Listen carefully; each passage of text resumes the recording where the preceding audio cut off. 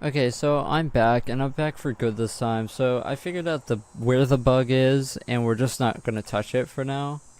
Um, I know exactly where the bug is. I don't know why it's an issue, but I went through here, and I obviously did this to try and see if Malik was failing. I thought that I was live, by the way, for the past like 30, 40 minutes, but I apparently wasn't, which is really annoying. But anyway, so I did a lot of checking here.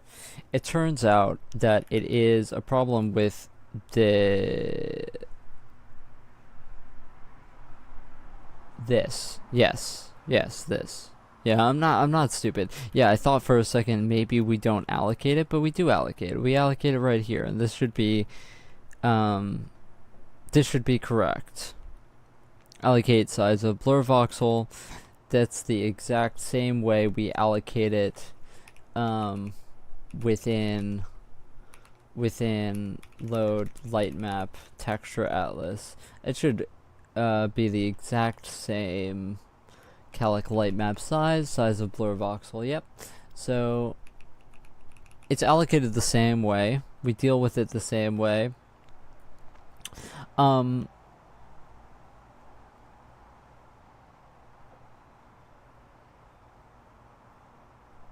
yeah, it just for whatever reason um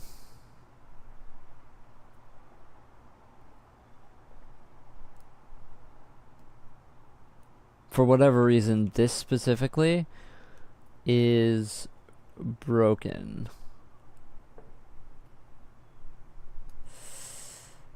See less than blur voxel count. BV count. Interesting. Yeah, what is this actually? Hold on, good question. What is this? What is this? What is this structure? Blur voxel. I haven't looked at this in a long time.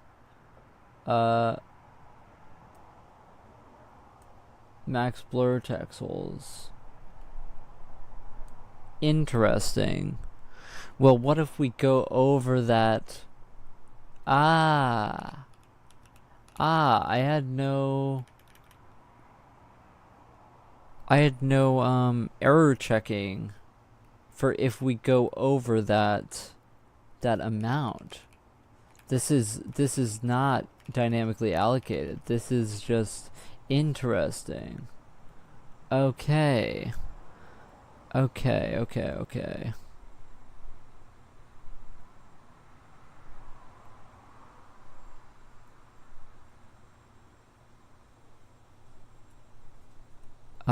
Yeah, I never...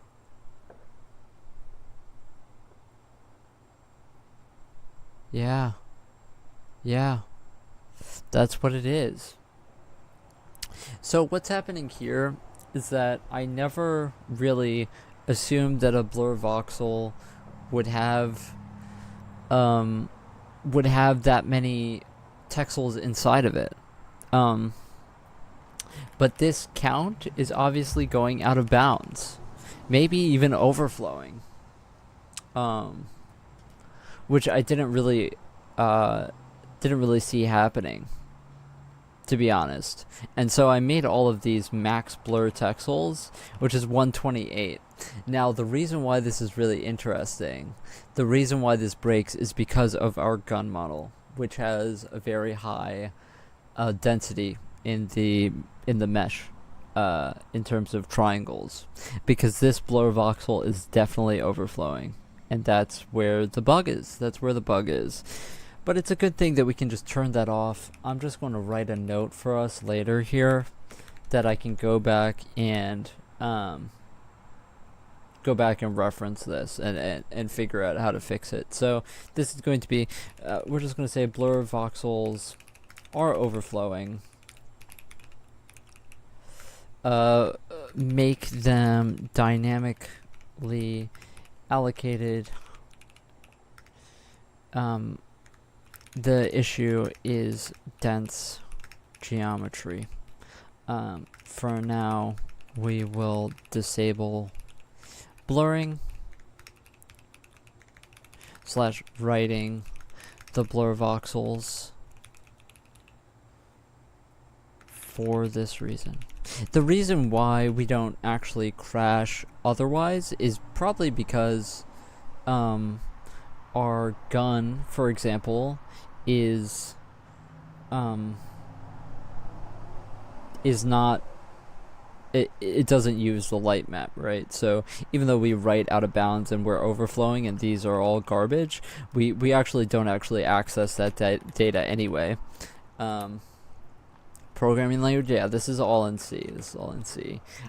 So we figured out that bug. I'm actually very glad, because that bug has been very bad. Hey Adam, how are you doing? That bug has been plaguing us for a while and has crashed my computer 2 times in a row so far, which is why the stream keeps on going up and down. So I this is going to be the last time that the stream goes down. I feel really bad putting this in the Discord again, but that is going to be what I'm going to do here. Hey Tony, how are ya? I do feel bad because my computer did just crash twice. You know, I'm gonna delete the second VOD, but yeah, that happened. I guess it's content. Maybe we can clip it and like, you know, whatever it again. But yeah, I fixed the bug. I will put that in here too. I fixed the bug. There we go. Okay, so now that that's figured out, now we want to get back to what I was doing. Now I did check while I was fixing this. I did check that we actually aren't highlighting the everything that is in the mesh, which is something that we did code that isn't working. How did I learn C for OpenGL? It was really just a matter of me learning C and then learning OpenGL, I guess. You know, they kind of are 2 separate skills for sure. There are a lot of resources for OpenGL, and the OpenGL stuff is really transferable. A lot of the examples are in C++, but all of it is, it's not like using, hey oops, how are you doing? It's not using like any features that aren't, for example, in C. So every C++, I would say, could be transferred to C. I'd recommend OpenGL Dev, OGL Dev on YouTube is like a really, really solid one. Hey, what's up, Luke? How are you doing? I'm doing good. I'm drinking my coffee from a Stein. It's a German mug that they use for beer. I haven't had a Stein in a long time. I was telling the story earlier about how my last Stein I had was given to me by my deli guy when I lived in Queens. We were really tight. And whenever he would get like a shipment in of like beer or whatever, he would get like t-shirts and he would get like glasses and stuff, and he would always give them to me because he knew that I was a big beer guy back then. So yeah, we were tight. I was a very every day after work I would go to his deli and buy a pack of cigarettes and a sandwich, you know, and it was always him, the owner there, that would make me these sandwiches. Yeah, I was really tight with that guy. I really miss having him around, you know. That guy, you know, we used to talk about everything. And it's looking like an alcoholic so people don't know it's coffee. Yeah. Yeah. My drinking days are well past me. So yeah, we aren't writing the hovered mesh, I realize here. I don't know if we kind of just wrote this and didn't really think about it though, so I'm not really sure.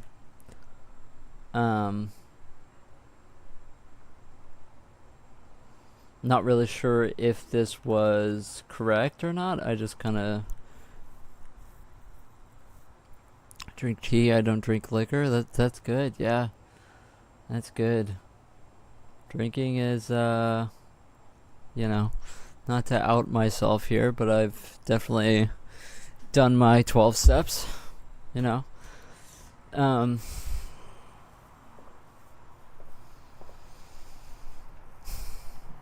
trying to see. Yeah. So this is if it goes out of bounds here, then we just fill it with zeros. But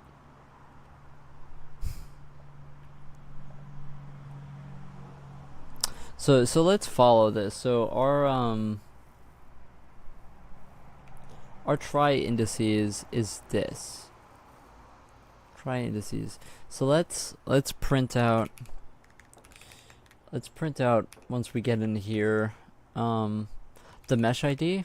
Let's also print out the try indices count for that mesh.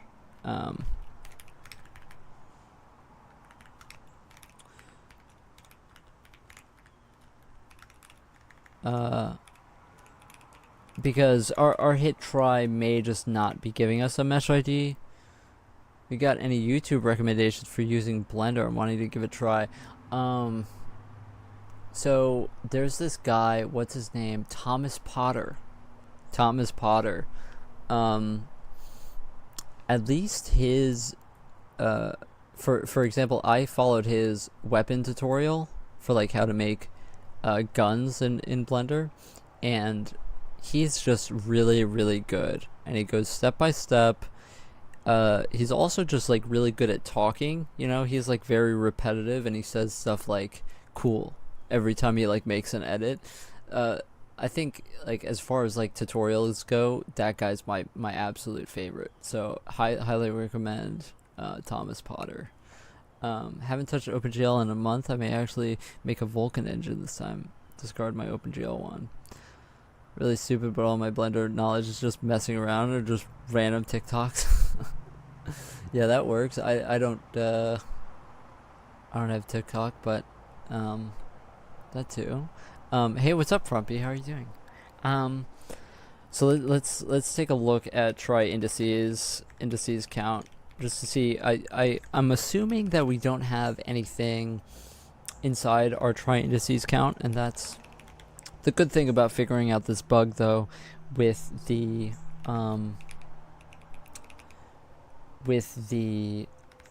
light map thing, is that now I don't have to generate light maps every time we open, which means that we can iterate pretty fast now, which is really good. Let's make sure that we are set up properly. We are false. Okay, that's good. So let's just run it really quick. I made a bunch of weapon models and some props I use. Yeah, doing okay. Just moved houses. Wow, that's big. Okay, let me see. Let me go into editor mode. Let me go here, and then let me select mesh. Nothing is showing up. Indices counts. Wow, that is the devil's number. It's actually pretty interesting. So mesh ID 9. So this is correct. I'm like 99% sure. That those are correct values. Mesh 9 would be the static geometry, and I am getting numbers, which is not what I expected at all. So we are iterating through the try indices count, adding it all here. Editor selection vertex, triangle selection. The question is, why are we not drawing anything? Why are we not drawing anything? That's the question. That's the big question. Let me go to where we actually draw the... If I can find it here. I've got to put this in a separate file. This, where is it? Render selected triangles. This is what it is. I scrolled past it probably like 10 times. Alright, peace out, hoops. I usually just brute force in Blender, and when I get stuck, I Google for a guide to resolve the issue. That's pretty good, yeah. I struggle a lot with, I don't know, doing characters and stuff like that. I'm gonna try to do my first like low poly character model soon, and like UV unwrap and everything it. I'm just kind of scared about it, but yeah. Oh, I know what I don't do. I don't actually set the buffer hovered override. Correct. Yeah, we have to actually set this. I totally forgot about that. Selection buffer hovered override. This is basically the actually yeah. So let's actually have a thing here where we have an int count, and let's just count all of the. Oh no! You don't want this to be dynamic. This is the number that of our hovered triangles, of our current amount of hovered triangles for a mesh. So this is just going to be try indices count. That's just going to be that. And let's see if this works now.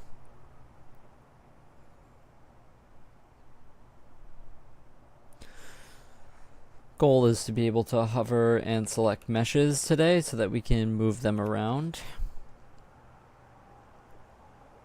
by mesh, because previously we were doing everything by triangle. So now we're moving up to meshes and then models. Why am I not? Oh, okay. So we are in triangle and now going to mesh. Nothing.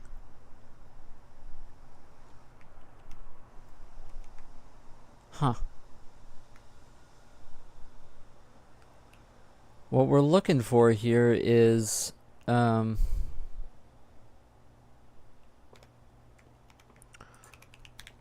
more water? Yeah, I need water too. I'm really thirsty. Interesting. So this didn't do it.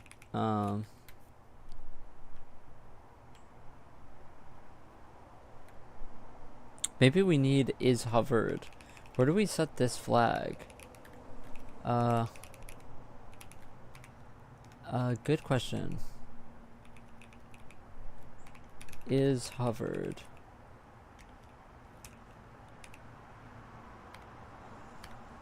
Okay. I don't understand.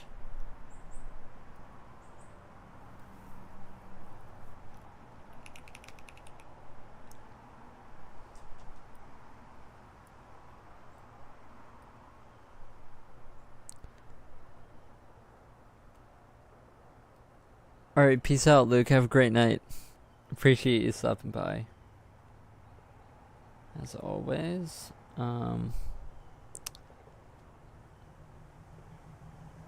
Yeah, so this isn't drawing, although we probably are getting in here.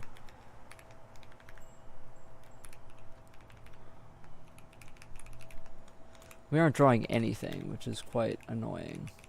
Like, why are we not drawing anything completely? We're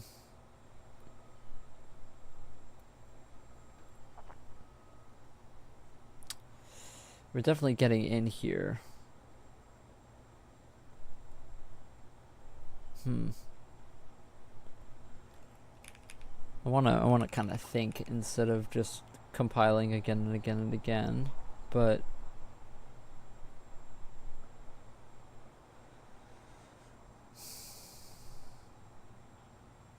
our buffer hovered override, actually this isn't the amount of it's actually times 3. Would be times 3.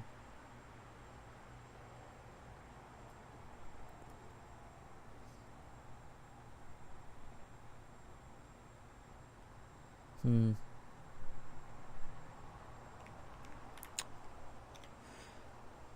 It's 7:54 a.m. Got up at like 4. That's crazy. That's crazy. How come? Did you have something to do? Or just... it just happened that way? Oh gosh, that's late, Niton. That is late.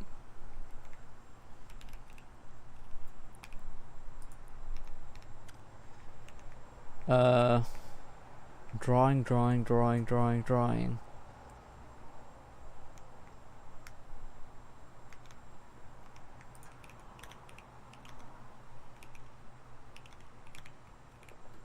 Huh.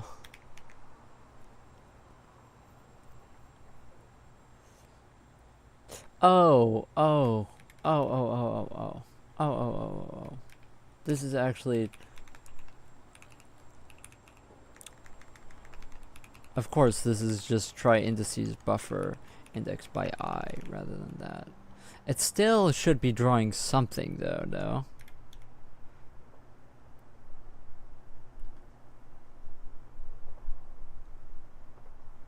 A lot of the code for the entities are like from 11 months ago, yeah. If I had to start over, then I would probably do things differently.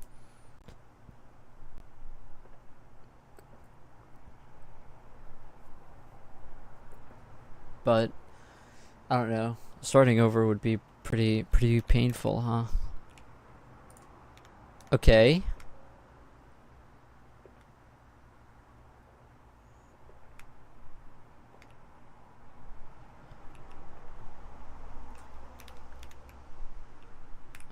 What else?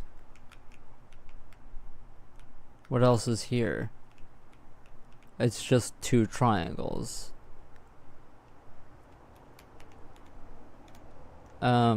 Interesting. You're supposed to select all of the triangles.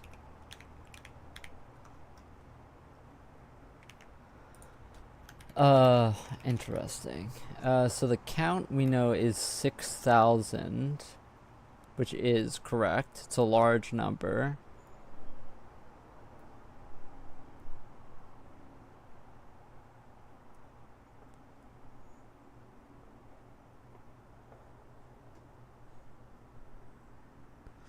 You don't need to do research for a lot of things, so it'll be a breeze. Yeah, yeah. I would imagine that if I started over, it would be nice.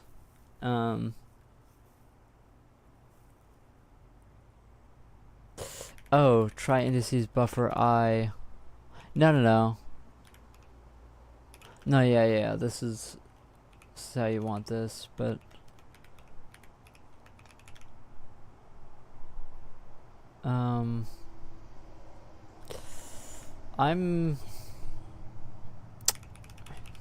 I guess the only way to check this is to actually print out the try like straight up the index, because I'm now assuming that they're all the same index.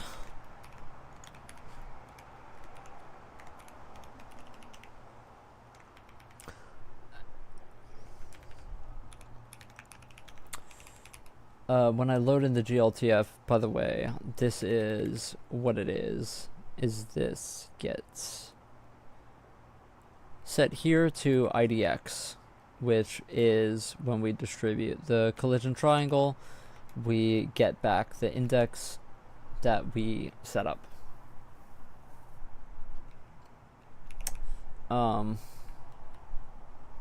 And so if index isn't -1, then we put in the buffer the count ++ equals IDX. But the issue is that I guess our IDXs are not correct. My current engine went through a lot of janky additions and rewrites to support adding things like scripting. Yeah, that's something that's really difficult for me right now, is doing a bunch of callback stuff for models and behavior and all that. is kind of painful. Okay, so let's take a look. We're obviously going to be lagging a lot.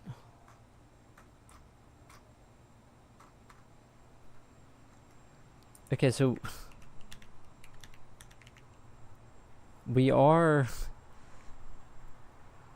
This is correct. Like, this is a ton of unique indices that are getting put into here. You know what it might be? I don't actually free the buffer. I don't free the buffer. Maybe I should free the buffer.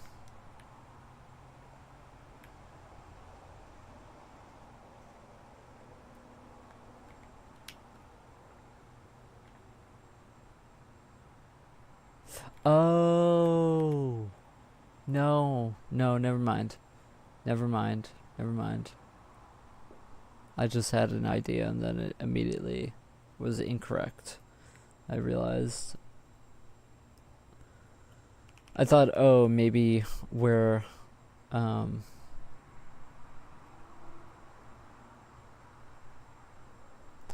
wait a second. We don't actually increase the selection buffer.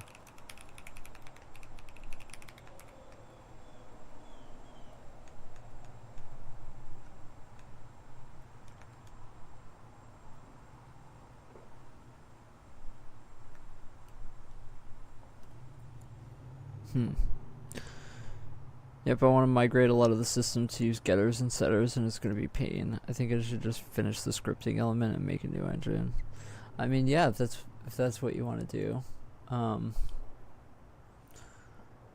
My code base is definitely a maze, but I feel like, to be honest, I would rather just, at least in my case, just like scrap parts of the engine and then just restart those parts. Like, for example, I'm kind of gonna restart my whole entity system to now be, you know, not just sprites and stuff like that.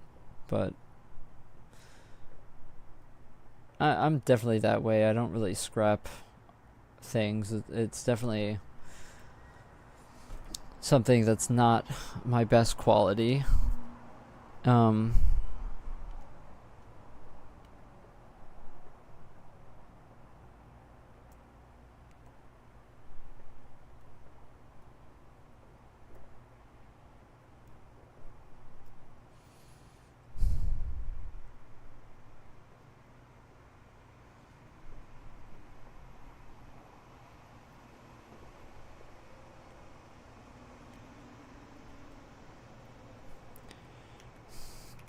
Maybe this isn't actually try indices count times 3. I'm trying to think here. If this is... I'm correct here that this is supposed to be the number of vertices and not the... Yeah, this is the number of vertices for sure, not the number of triangles.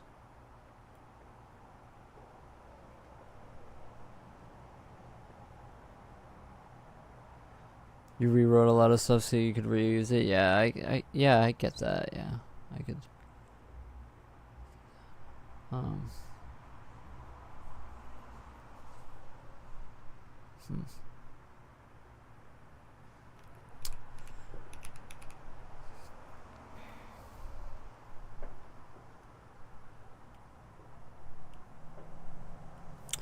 Let me compare it to the other selection vertices that we have.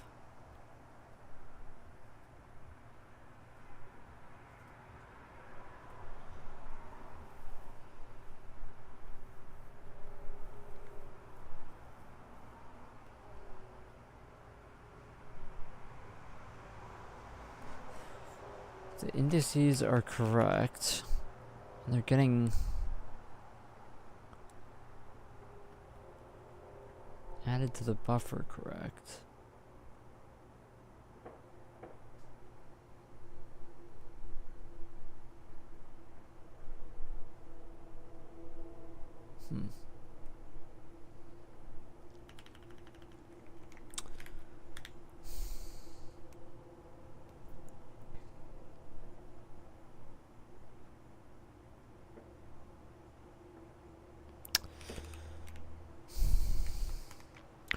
I probably want to play some music. I haven't been playing music because because the stream crashed, and then my music also crashed.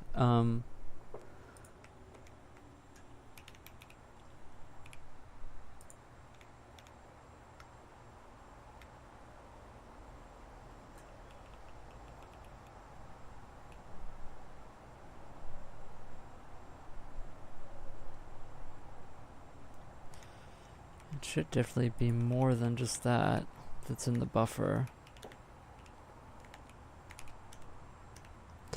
What do I want to listen to though?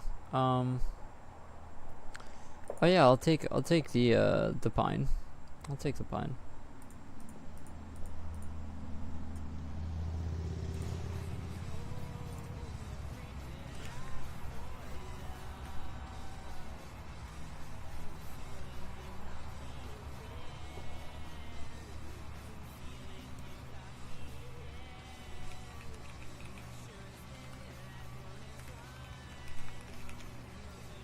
Try to get rid of that.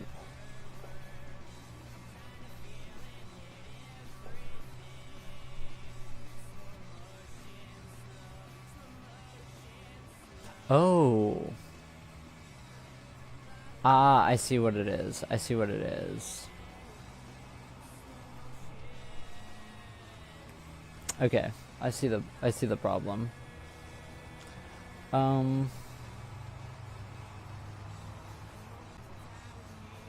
Okay. So it's this. If buffer hovered override, if we have a hover override, then we aren't going to do the selection offset.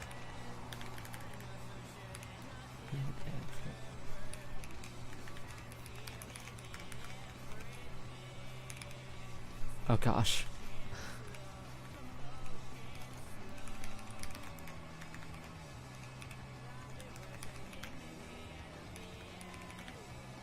Okay, so that's definitely going to fix it.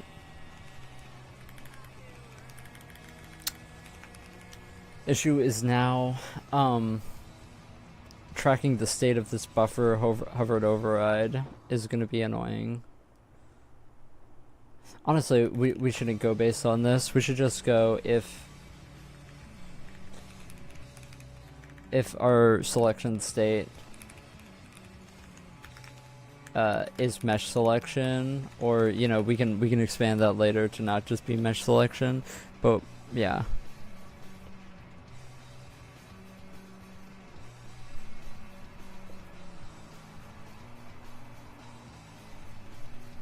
Oh, actually, hold on. I just did something dumb. This is, of course, supposed to be. I was correct about this.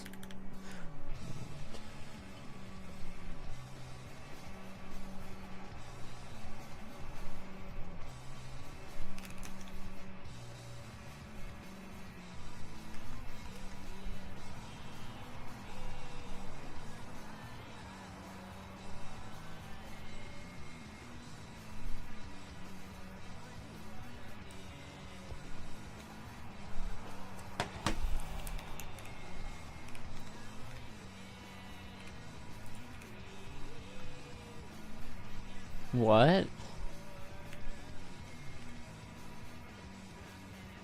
Did I do this incorrect?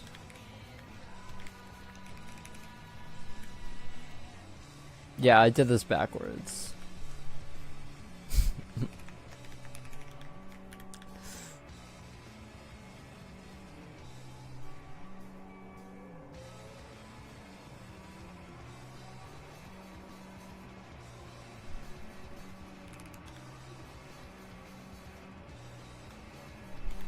Really, reusing one buffer for everything in this way is not the best way of doing it, but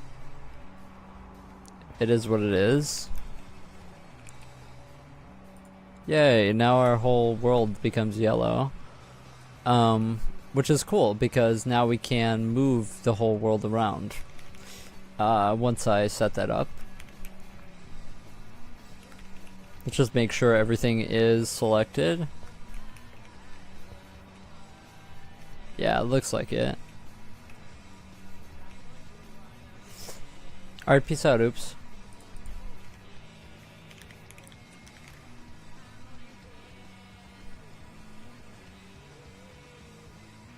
Okay. Alright.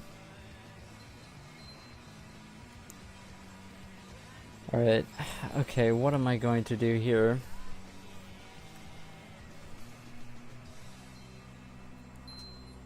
What am I gonna do here?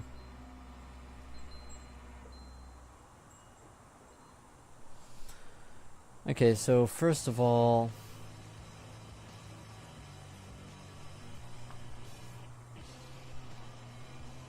let's try to move the entire mesh of our map around. Let's make that the goal.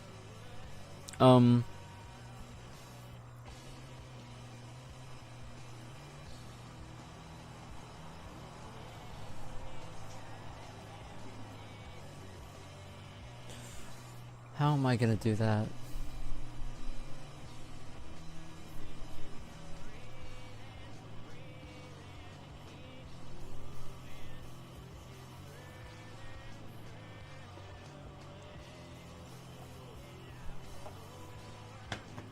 How am I gonna do that? Okay.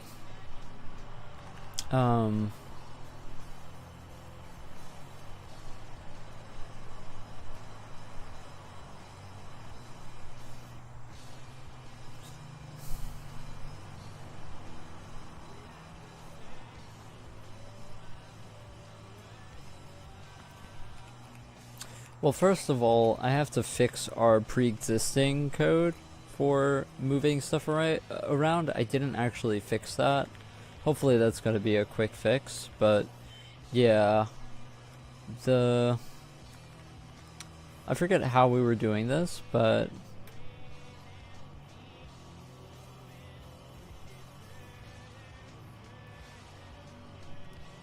we need to always be updating the correct draw buffer, which I don't think we are. So let's figure out that first. This definitely doesn't select the right buffer. First of all, these texture array group, these buffers are not on there.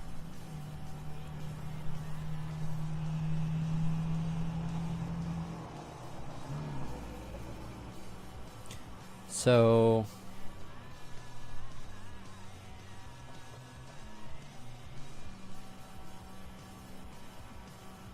yeah, this is going to be actually tough, huh?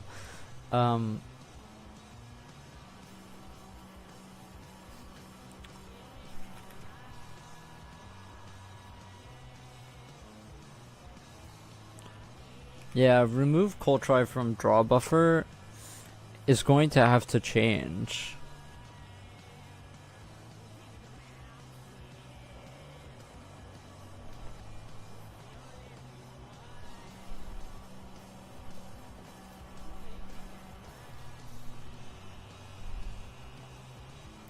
If we go to our append Coltry to draw buffer, do I actually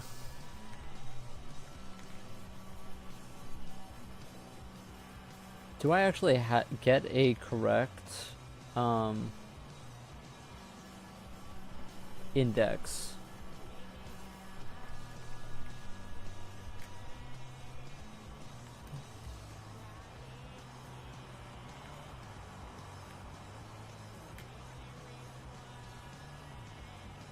Try draw index equals counter.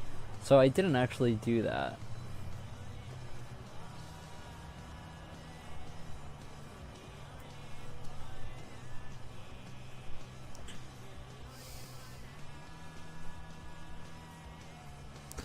Now, of course, this is going to be in bytes since these are byte buffers, but I need to make sure that the triangle gets the correct.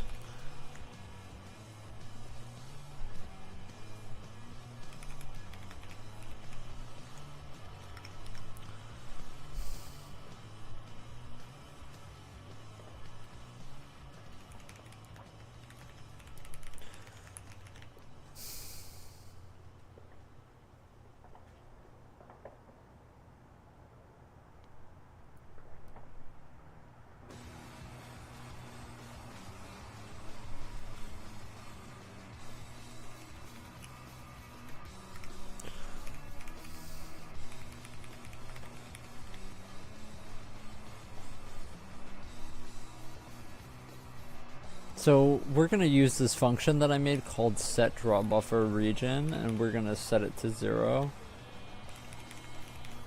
Set draw buffer region, yeah.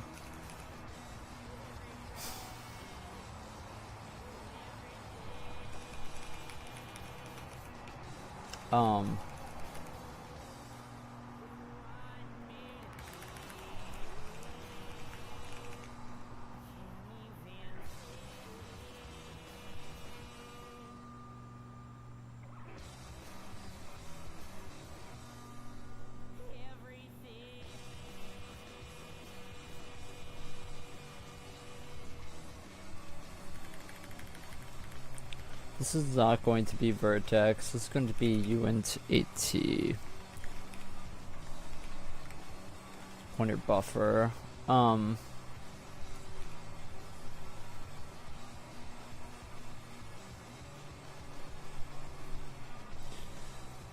to find the correct buffer, we have to... Does each triangle not have a render group?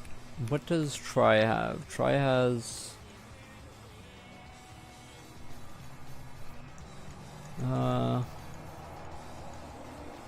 Try does have a render group.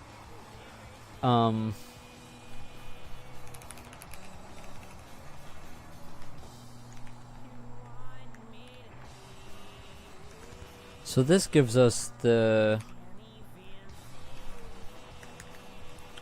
dot dot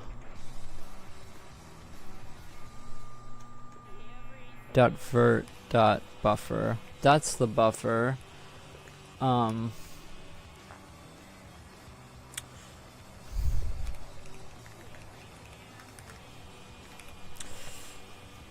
I need a function. We have this function. What was it called? Set draw buffer region. It takes in this buffer, takes in an offset, which is going to be try draw index. It takes in a byte size.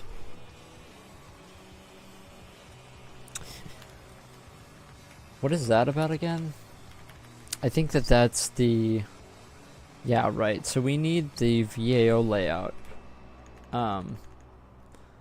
We need a...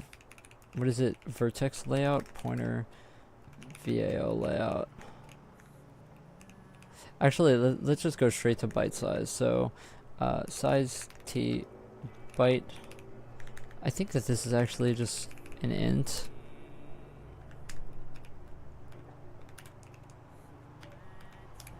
Whatever. In byte size equals globals dot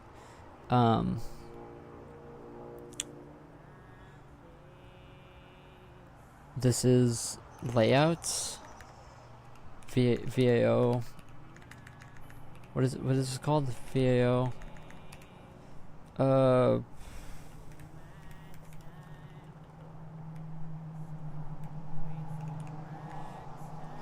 What is this called? Oh gosh, don't make me find the code for this.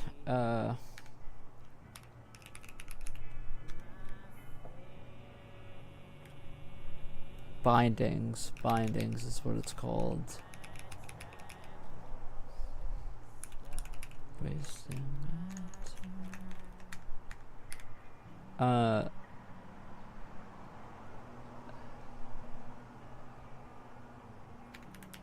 Okay, so then we actually need the render group pointer.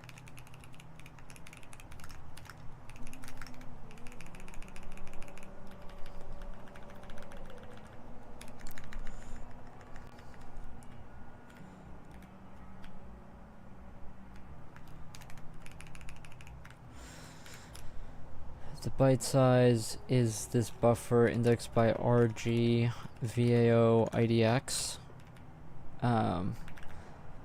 And then we follow this to get the... It should be vertex size.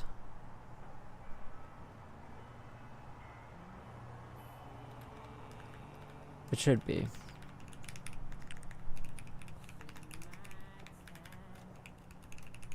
and then buffer equals RG vert that buffer.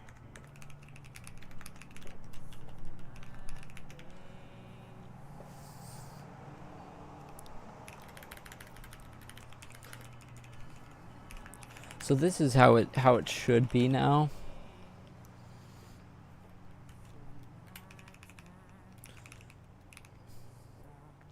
Let me take a look here at where am I going? Where am I going? Figure out where you're going. Let's go down here and see. Let's make sure vertex size equals stride. And stride is the size, right?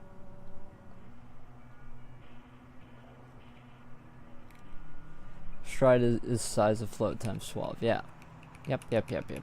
Okay. So that should, if this code is correct, this should be that. Should set this region of this draw buffer to 0, and then we append it to a draw buffer after, right?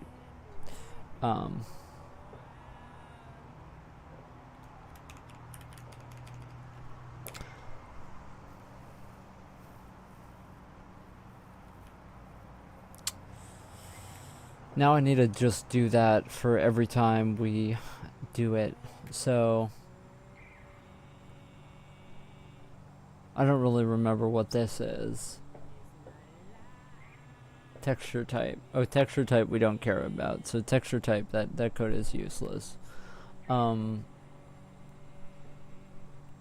This is when we change the texture itself. I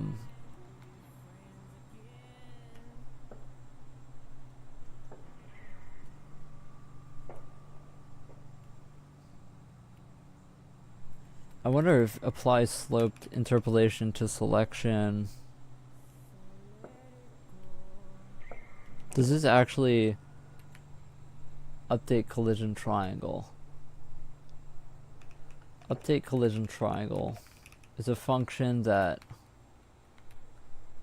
goes to the incorrect buffer. Yeah, that's what I thought.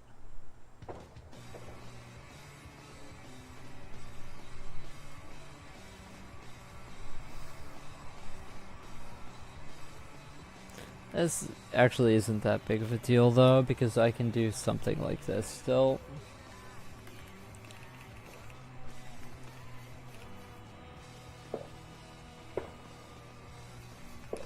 We just have to, instead of set draw buffer region, we just have to basically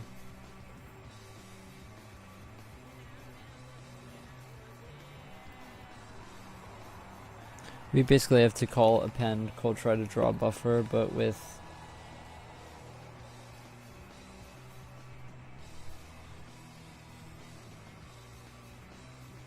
it's basically just that, yeah.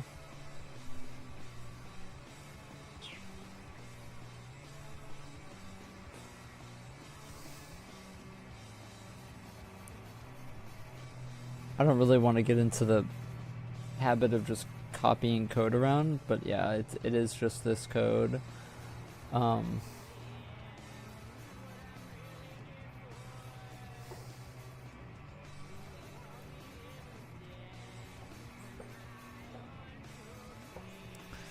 Yeah, how are we going to abstract this away? I just don't think that we can.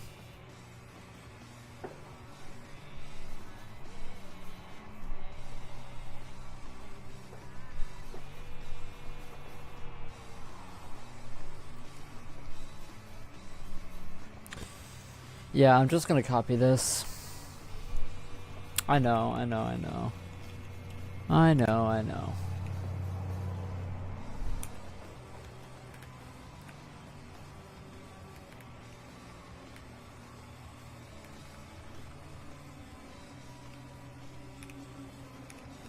Okay, now I have to figure out where I'm going with this. Is it in here? Update collision no. Where would this be? here, apparently.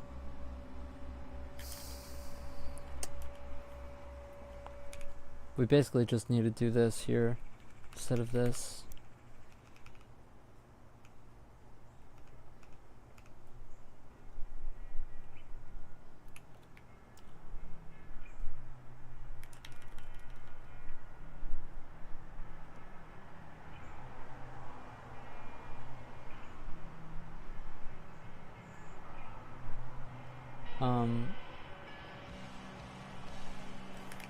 This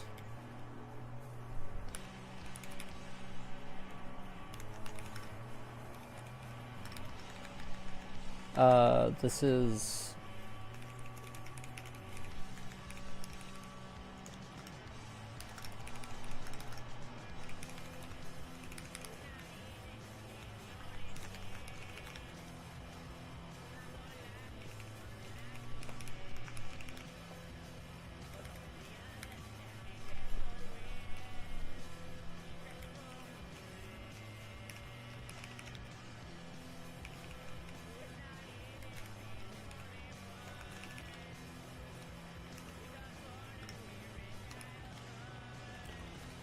I should be using the jump list a lot more here, because I don't know where I was. Update collision triangle, let's go. Oh, a lot of functions call this actually. This is going to be pretty satisfying when we fix this, but I have to find where the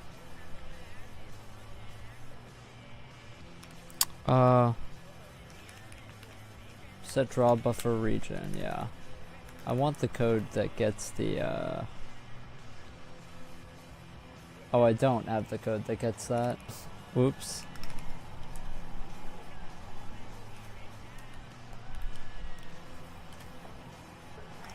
Where? I just added this to the thing. Here. So we want a layout which is here. Oh my gosh.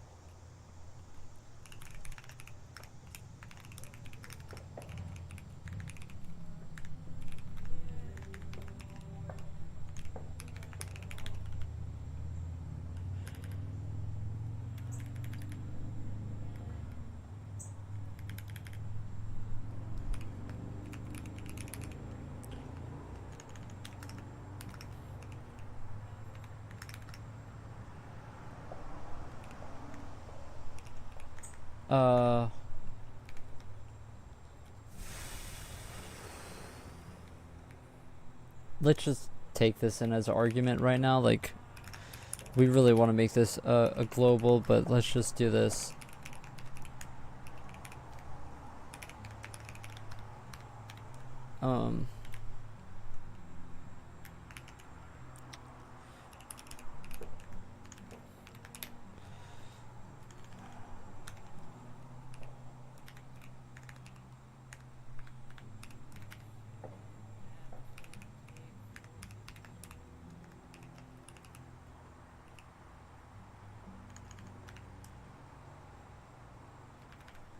It should be just this.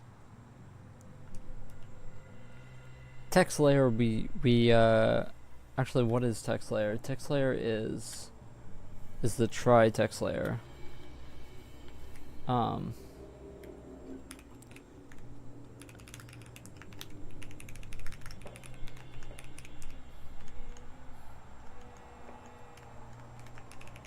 Where is this?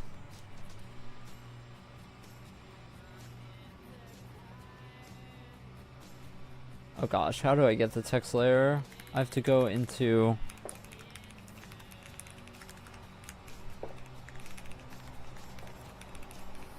index by try text ID layer index. That should be it.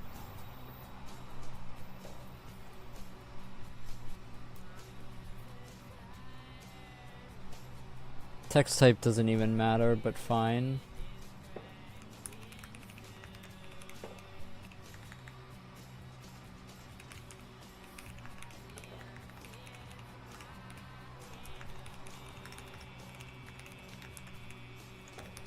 Fine. Okay. Now I have 5 more. Okay, so this is all light map data. Okay. This is all light map data. That's all this is.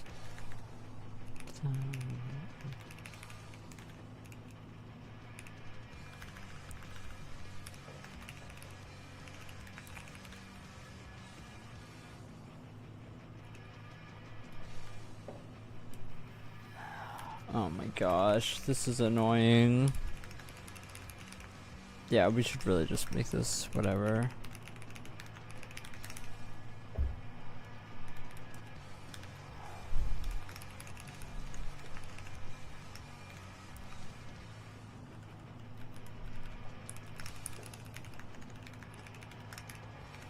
Oh yeah, let's make sure that we're not...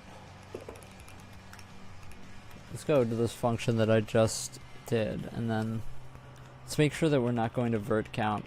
It should not be vert count. This should be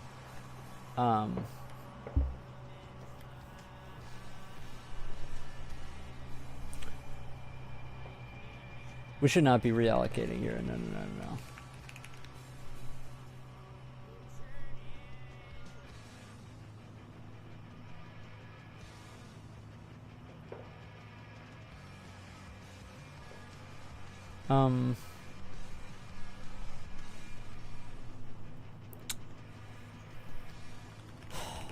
Instead of vert count, we should also not be doing this. We should be going copy to draw buffer. Is it just try draw index? Try index, yeah. Hopefully that's correct. If it's not, this is going to be really hard to debug.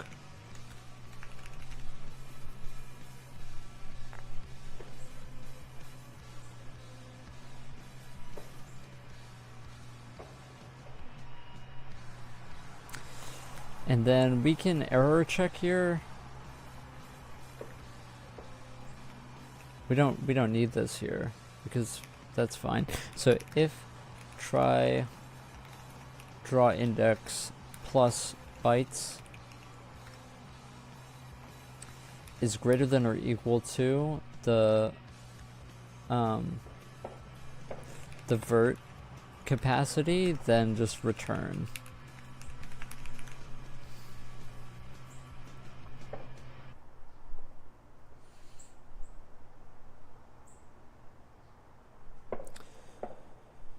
Okay, that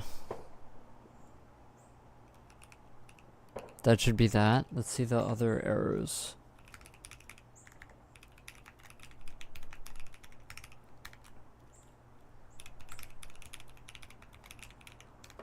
This is a function that's only called in here. Wow, that ended pretty fast. Now it's playing something that is definitely going to get me copyright strikes.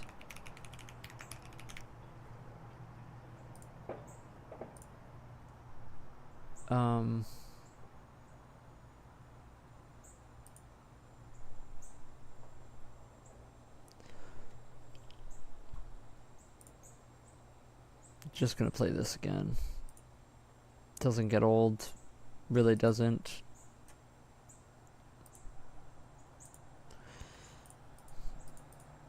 At least for me it doesn't. Maybe for you it gets old. We're just gonna compile this and see if we crash.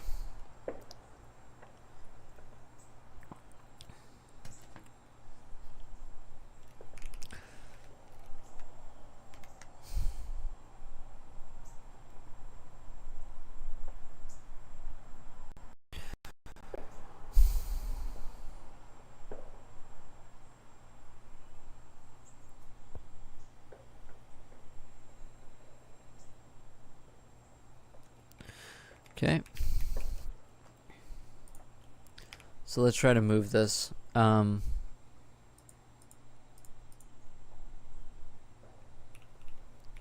Okay, that's not working. It did move it, but it didn't move it in the draw buffer.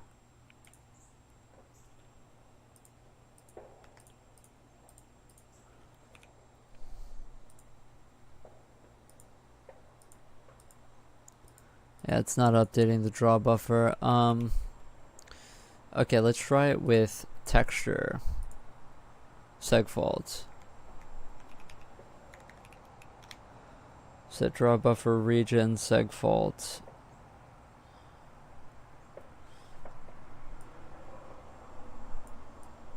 Buffer 0. No pointer. We didn't pass a pointer to it. That would be why we crashed. And why is that? Why didn't we pass a buffer?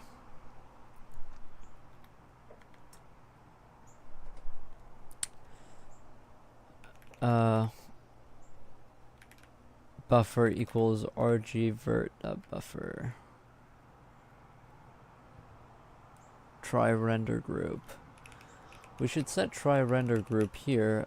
Maybe we just forgot to do that. In append try to draw buffer. We should always be setting try render group. We don't actually set the try render group. Interesting. That was an interesting choice. So yeah, we're gonna make sure to set try render group equals that. So now we should always have a buffer. And if not buffer, then just continue here, right?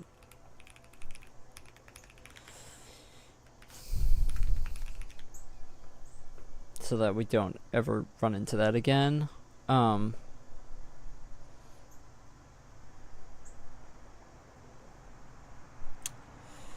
So the bulk point editing goes here, update collision triangle. So it is calling update collision triangle.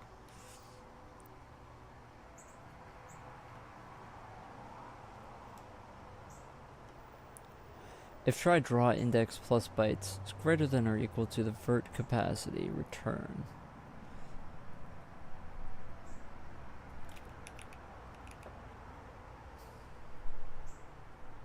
Oh yeah, we weren't actually following to the correct render group still, so that's probably why that was not working anyway.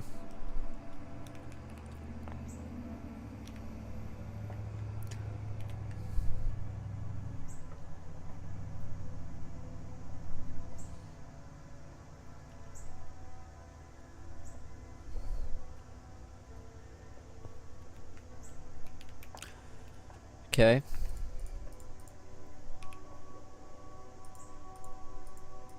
Okay, we're working again. This is working.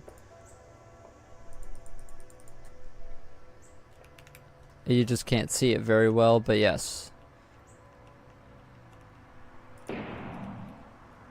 For the ones on the wall, it seems to be working, but for the ones on the floor, it seems to not.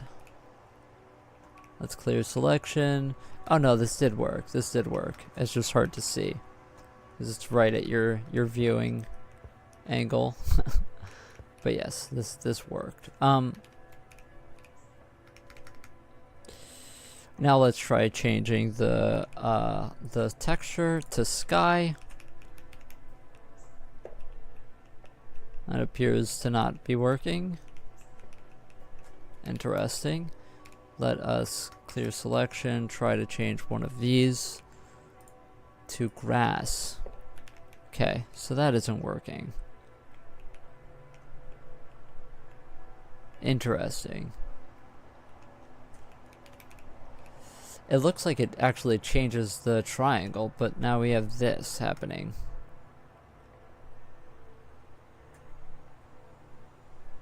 Interesting.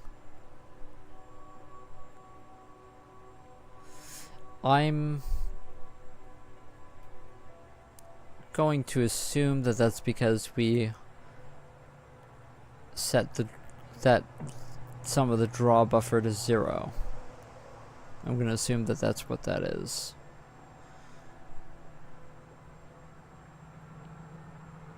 So we can't do that unless we rebuild draw buffers. Okay, we can figure that out. That's fine. Let's try the slope interpolation again. Okay, so let's just select a bunch of things and then let's interpolate plus in the z direction. This is working as expected. Yeah, this works fine. Actually surprised that this is going so well.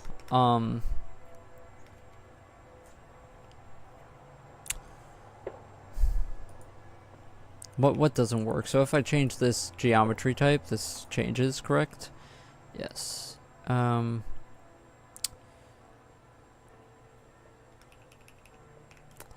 Let's try some obscure functionality. Let's go to draw mode. Let's draw a floor. Segfault. Add triangle to light map atlas. Allocate light map rect.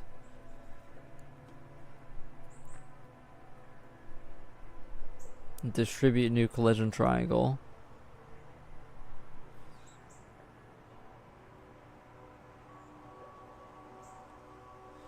Atlas block size. The reason why the atlas block size doesn't exist is because when we load our thing in from a file or light map in from a file, we don't ever set the atlas block size, and that's a big problem on my end. For now, let's just set it to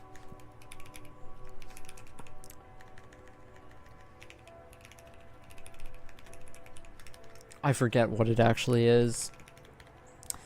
This is somewhere in this file though. Just kidding, it's in this file.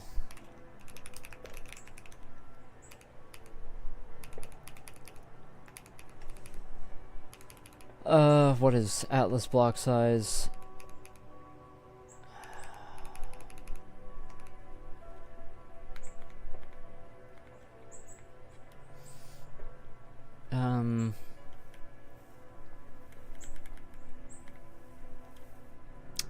It's 2.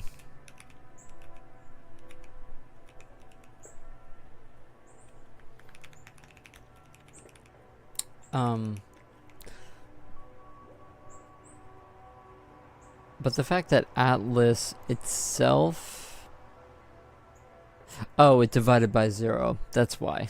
Okay. Yeah, that wasn't a seg fault. That was just a that issue.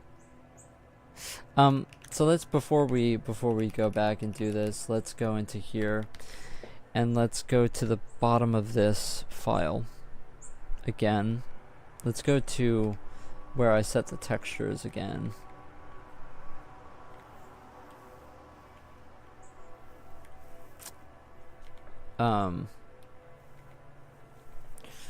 And let's just call update collision triangle instead of this weird thing where we're setting the draw buffer to 0. It's very strange for us to do that. Should be here. Should be here, yeah.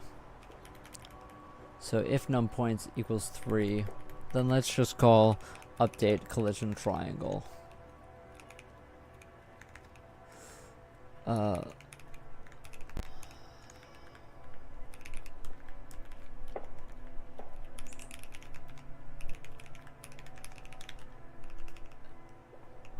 And now there's no need for us to do that.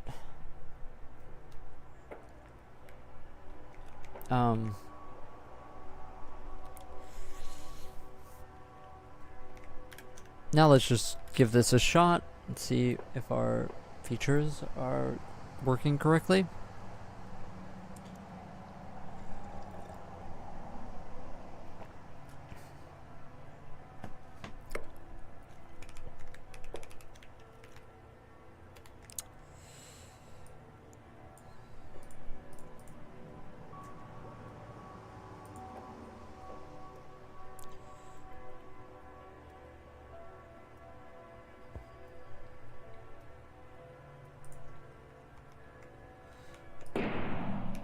Okay. Now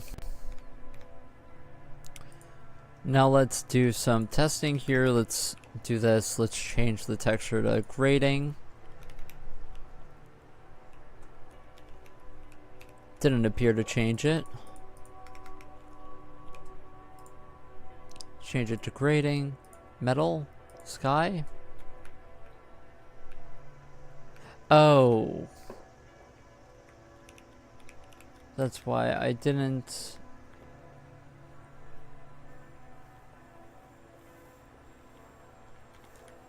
I didn't actually change it.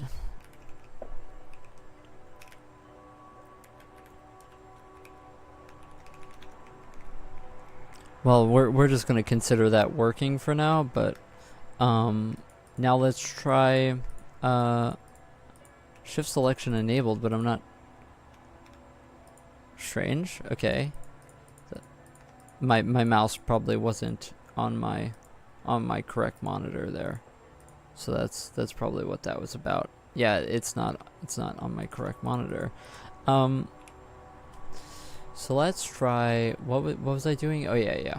Let's not actually select. Let's get rid of that, and let me try these more obscure things. So let's enter draw mode and try to draw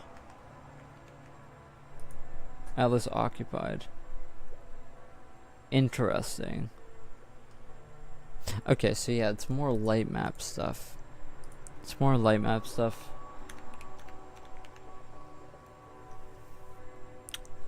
It's more light map stuff.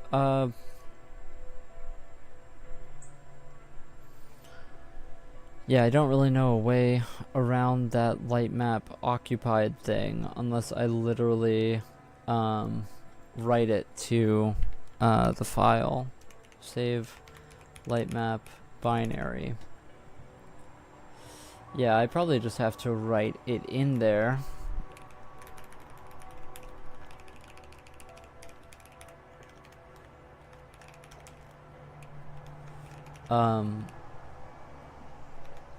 Occupied, if I'm correct,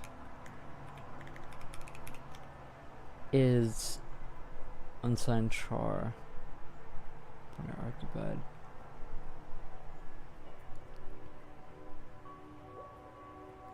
I'm pretty sure that that's allocated out to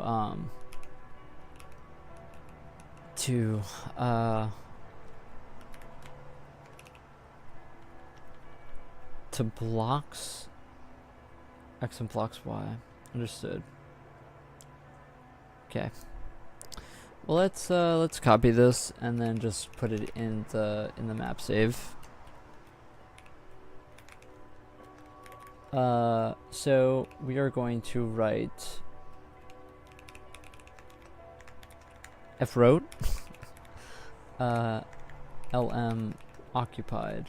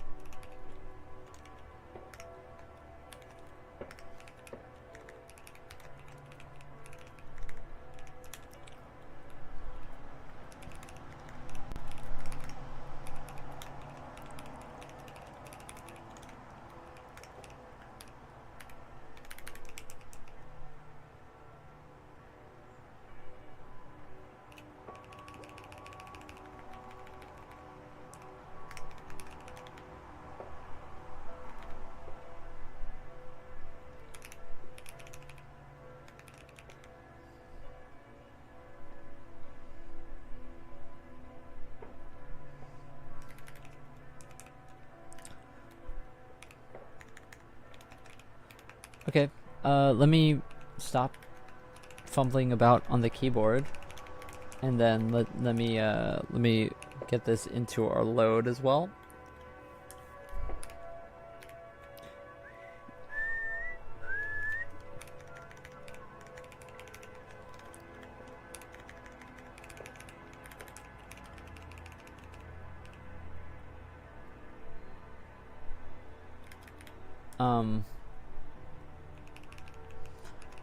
all of this should be the same, except that we need to allocate this, obviously.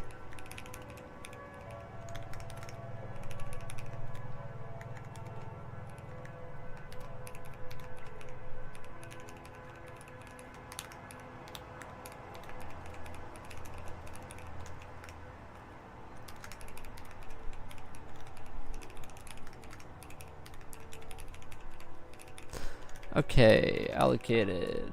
All good.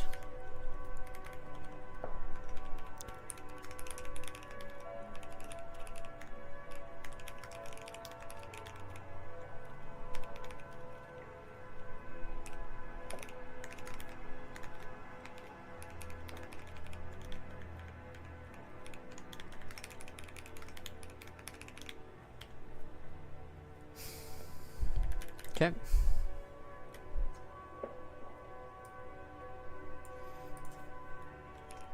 Sounds good. So that's working now.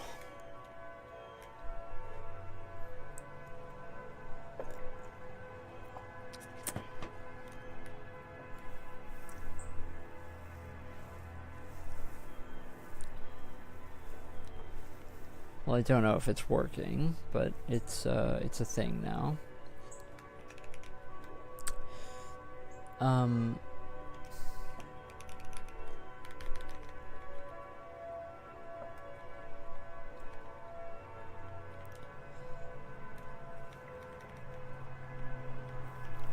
Now I'm gonna do a thing where we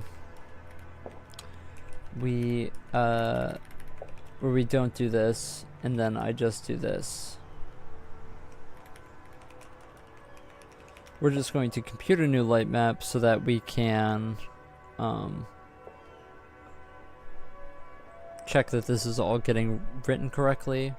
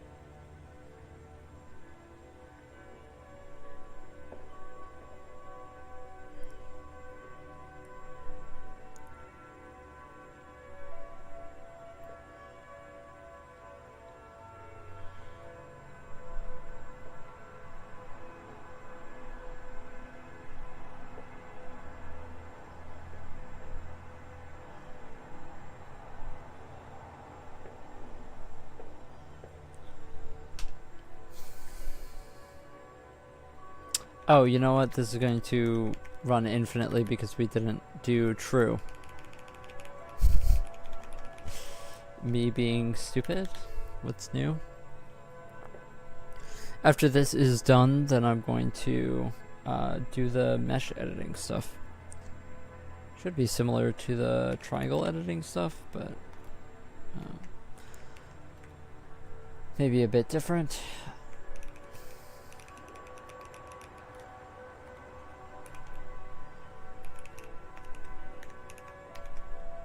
Display mesh editor. I'm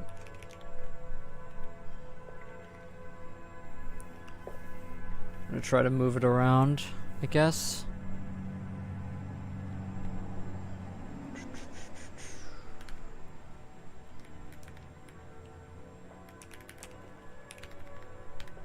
Okay.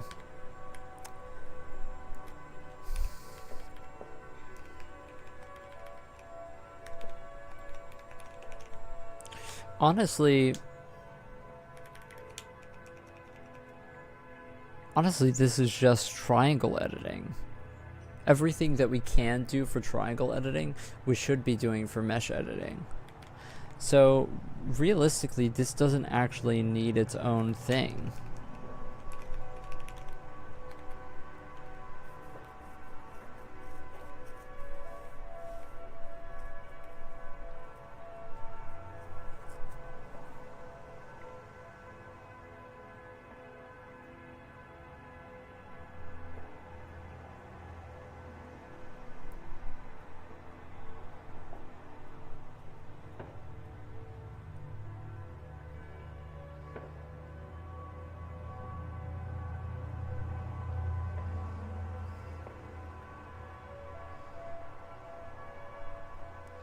Yeah. Yeah, this doesn't need to be its own thing. We should just...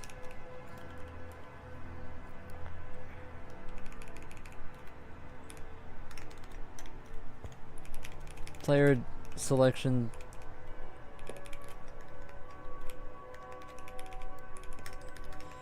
Because at the end of the day, a mesh is just a bunch of triangles. So, okay, let's do something here, which is we're gonna save this light map. F9, save this. I'm going to call this Fantasy 5. Save light map. And now, if we go here, false. Load this in as Fantasy 5. Get rid of this, get rid of this.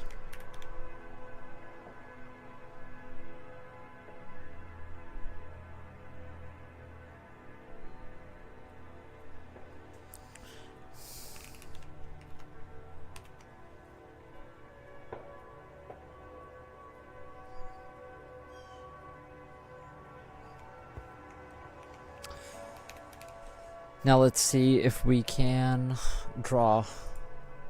Point draw mode.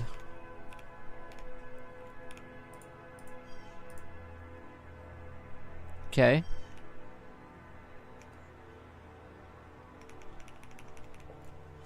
It doesn't go to a draw buffer. Okay. So let's try drag mode. That works. That works quite well. Now let's see. So let's go to triangle selection again, and then let's see. Okay, so our triangle did get drawn. It's just didn't get put into a draw buffer.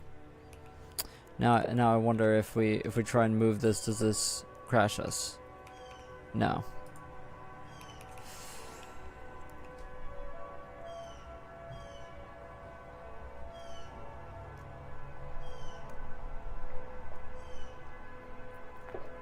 Yeah, I need when I go to draw, we need to make sure that we're going to the right draw buffer. Okay. Can I place a cube? That's a good question.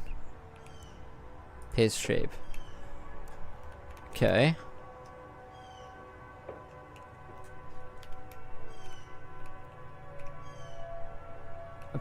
Okay, so the cube doesn't go to a draw buffer either, but it pastes it fine. Now let's try texture selection, make sure this works. Huh. Okay, grading works, metal works, the sky texture doesn't work. If I do rhino,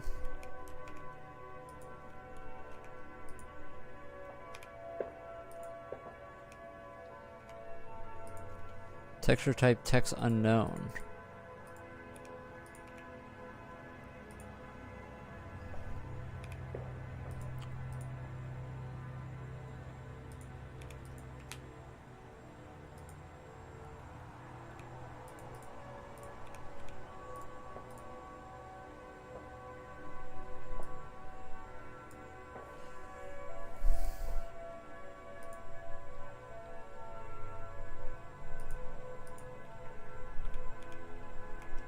Interesting.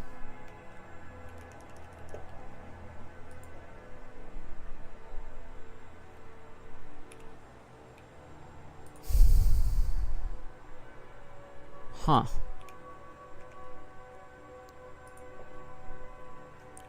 Metal doesn't even seem to work. Hold on. Get out of here.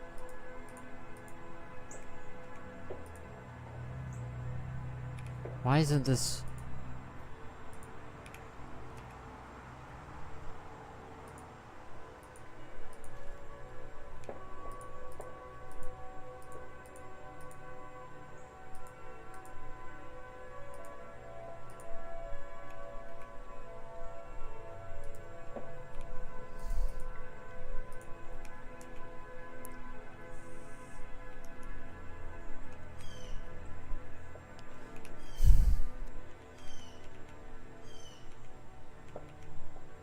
Hmm.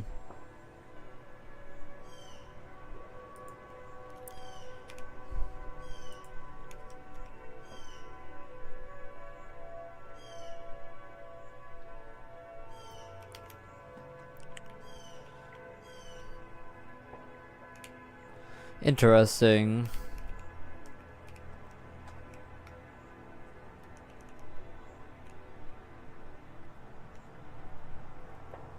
Interesting. If I go to mesh, everything. If I go back to here, we're fine. If I go back to mesh, everything. Go back to triangle, we're fine. Okay.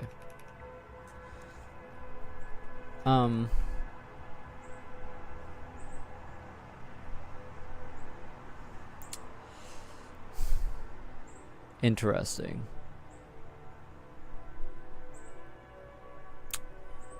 Yeah, not sure why that's happening.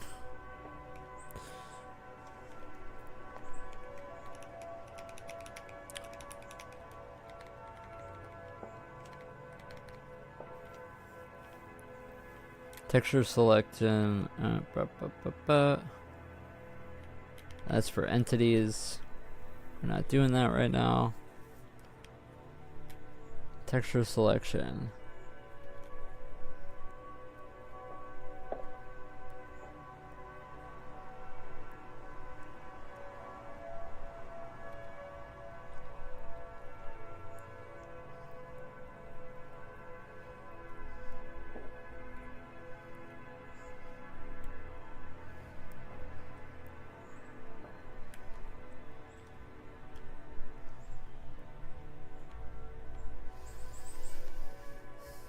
Where is this? Here. Text ID equals the selected text ID. Maybe it's the selected text ID that's off. Hey Lucas, this is Helix.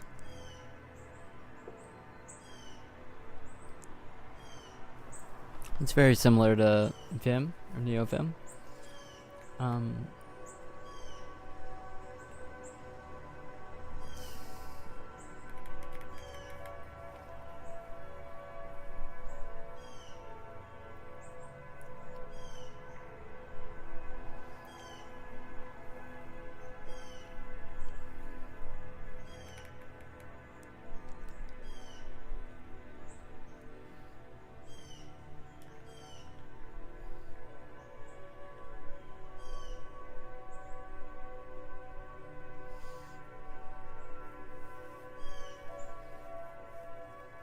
Item to ID try text selection. So let's do some debug here.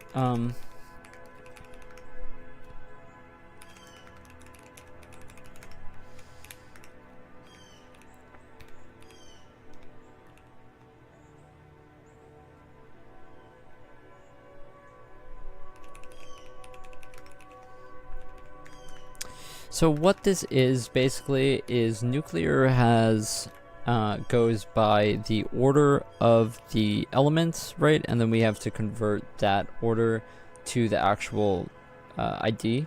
So that's what these two numbers are that I'm I have an idea that one of these numbers is wrong.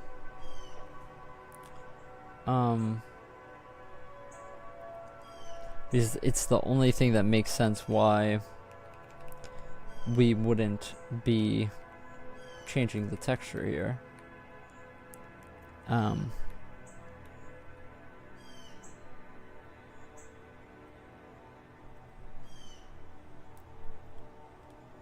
Oh, actually, we may, yeah. Because if you change the texture, then you actually need to change the render group, which is kind of a bigger problem. So yeah, this has nothing to do with this actually. This has nothing to do with that. Oh, I did my music finished, so I'm going to put something else on. But okay, so now I have to change that. Must change it. Must change that. Okay, so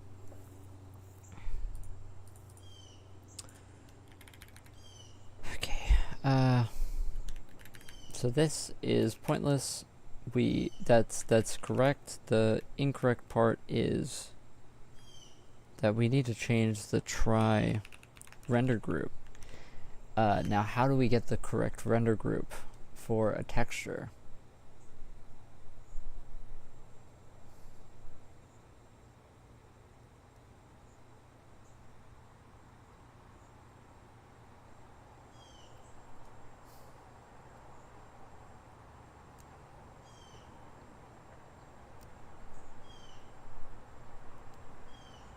Good question.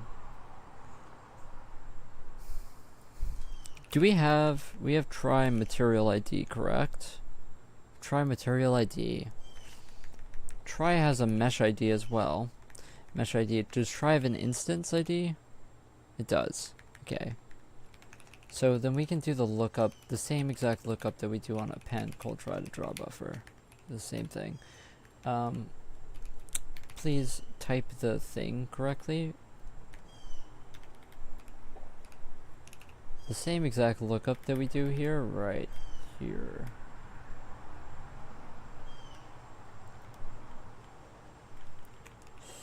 Material definition, render keys.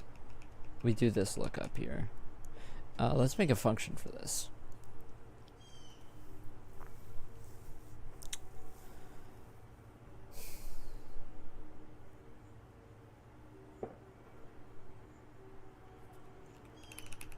Make a function for this. Gonna put it at the top.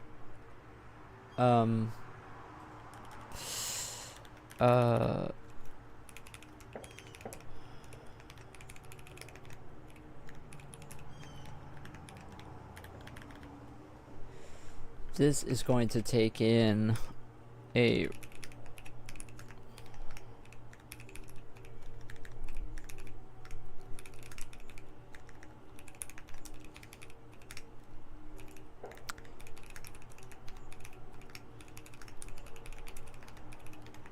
I think it's mesh ID. That's what we want.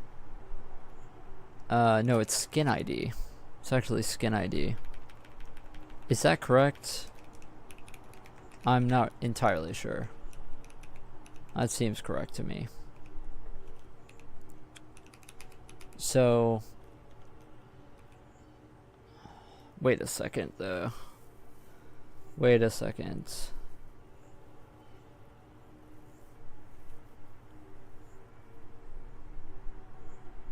To get the material though, we need a search because we only have texture ID.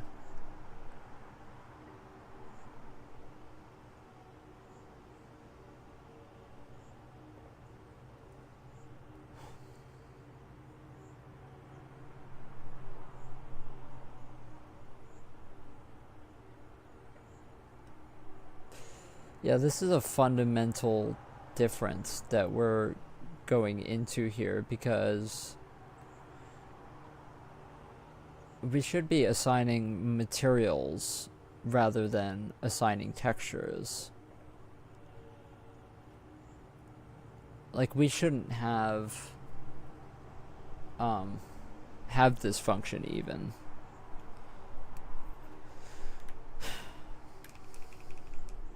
I mean, we can keep this function fine because this is technically still useful for us, but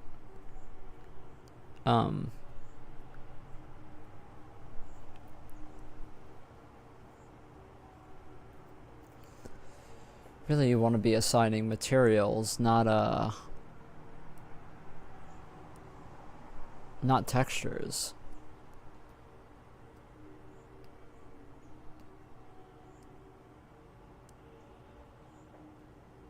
So you probably want like a UI to create materials then.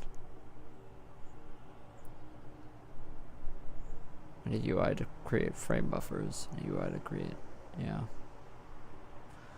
Yep. Very true. Very true.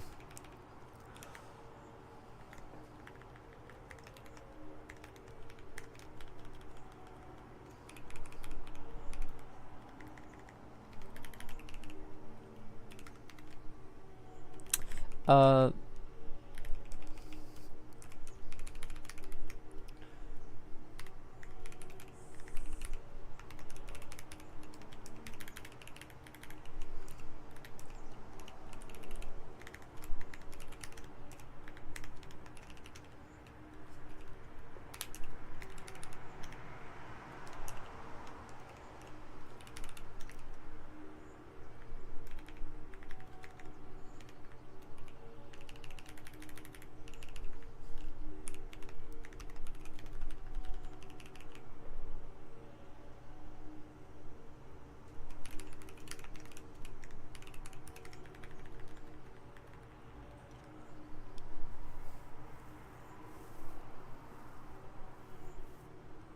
why does this not have a group ID?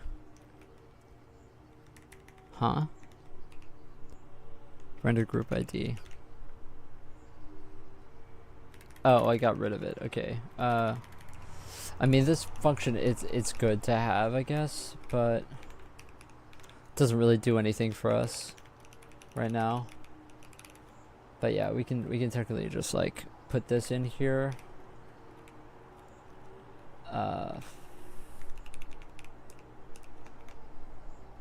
Search render keys.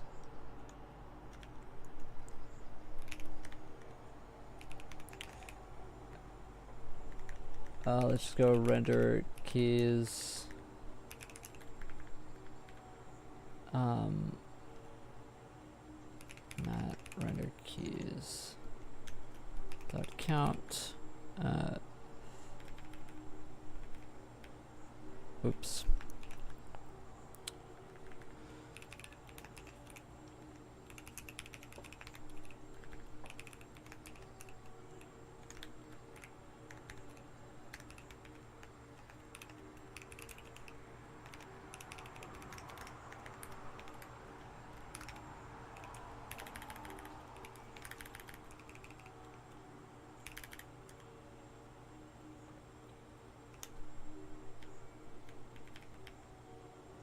Okay, so let's just do this, right? So that should work fine. But I mean, this function doesn't actually do anything for us because our text IDs shouldn't even be text IDs anymore. Like, we shouldn't even have texture selection. What we should be doing is we should be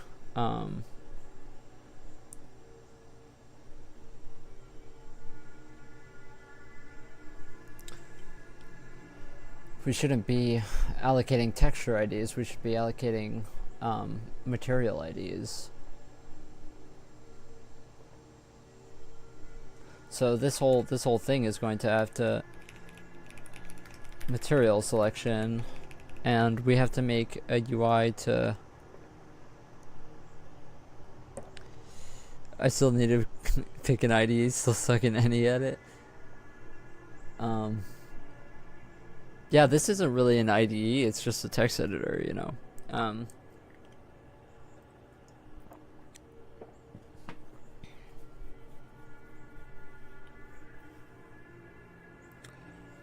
I prefer text editors. Honestly, I don't really like having red lines on my screen, you know, yelling at me that, oh, there's an error. That's why I have this configured. Like, I don't have, like, if I start typing nonsense, it's like limited angry at me, you know. I hate it when people have their IDE set up where like it like has a drop down that comes up like right under where you're typing. That's super nasty to me. Fill labels is going to have to change directly here. So this is going to be a material ID. Fill labels takes in a texture ID. And Boolean skip entities. We're just gonna have to make a completely different function completely. Oh god, it was this function. Oh my god, this function. This function is crazy. I remember this function. Oh god.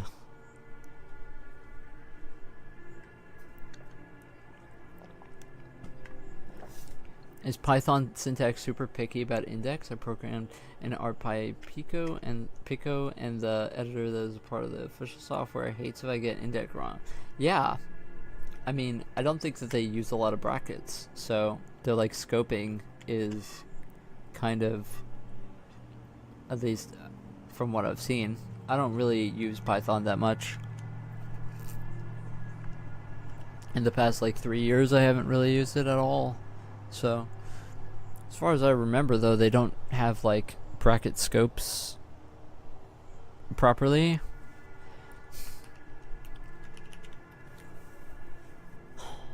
Yeah, so we probably need a different function completely. So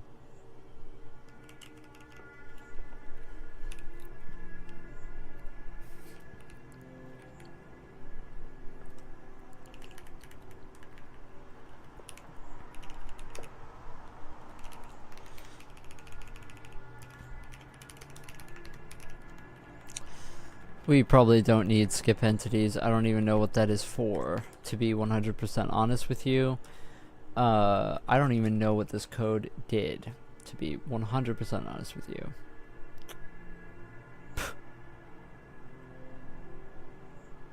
Yeah, it's... whatever this code is doing is not good. I only done that project. It was a fan controller, reads temperature sensor, controls fans according to settings and temperature.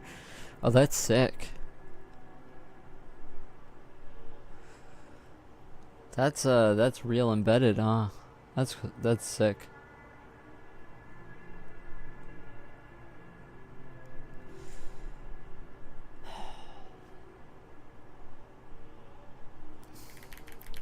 I don't really remember what this code does at all. Like I have no clue. We're just going to iterate through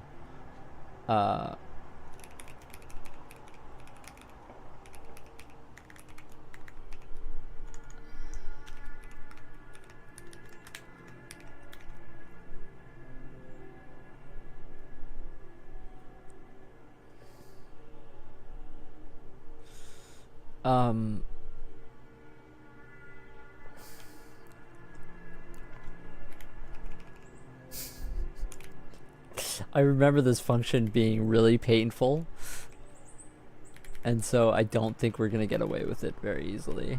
Item to ID I equals T. And T is... what is T?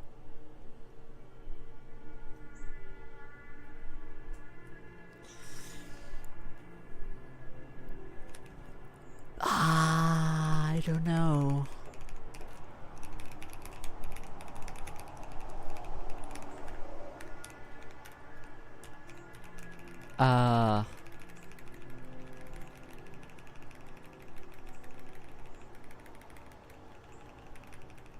Yeah, you know, I think that... anyways, I found the forced indenting annoying because, as you can see, I can't type. Yeah, I can't type either. That's fact. Labels item count equals globals dot materials dot count. We are just going to make it so that you can assign to any material, and if it crashes your computer, then that's your fault. That's 100% on you.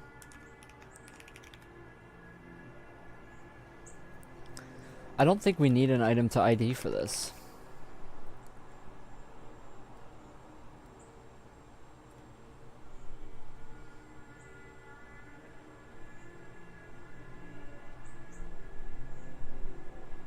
Wait, how do we get the which one selected though? Labels selected equals I, if our text ID equals T.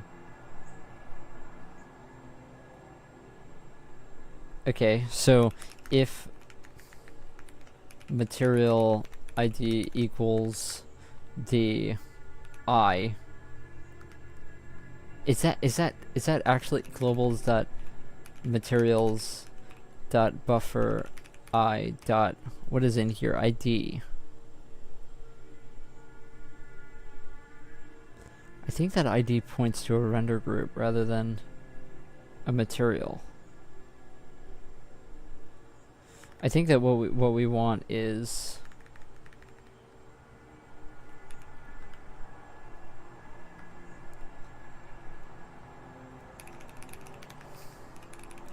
maybe it's just like literally that.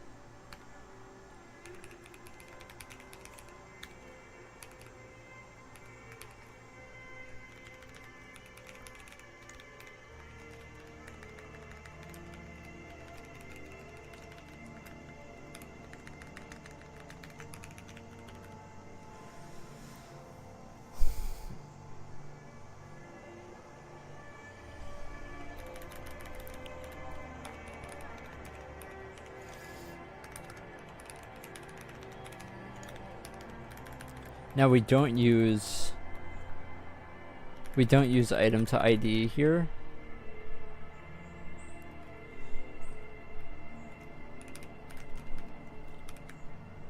Instead, we go straight to try label dot selected, or just try text selection.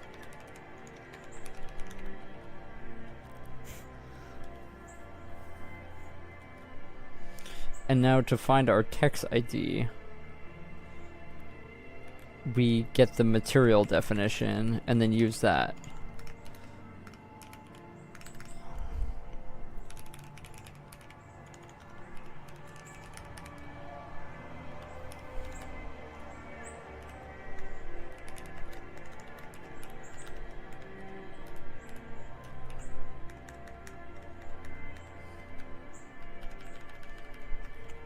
And then we go mat texture ID, text ID. I have zero clue if this is going to work.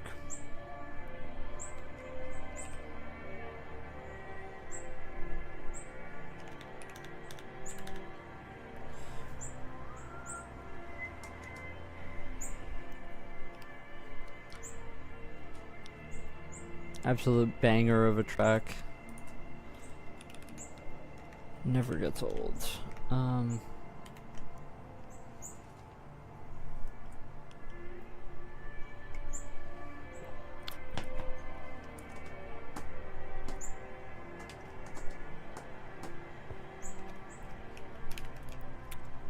Okay, so now we see our material selection is there. It says floor. These are our different materials now. Let's try to change it to this. Oh, we didn't have it selected. Okay, that is the correct material. Now we can change it to floor. That changes it to the floor material. Change it to sky. Changes it to... Well, I don't even know if the sky is working, to be 100% honest with you. Let me try ceiling. Goes to grading.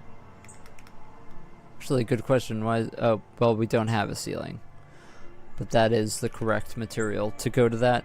Now, what if we choose a... Okay, rhino metal. Rhino metal doesn't go to the correct thing. But wood goes to the correct thing. Metal doesn't go to the correct thing.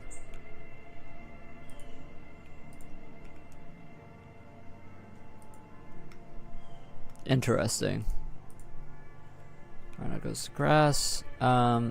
Interesting. Now let's try to see if I change it to something crazy. It just defaults to the grass. But yeah, it does have the incorrect material ID now. That is, yeah. Everything works except for rhino metal goes to grass. Weird. Weird because we go to where we define our rhino metal. It's texture ID of 9.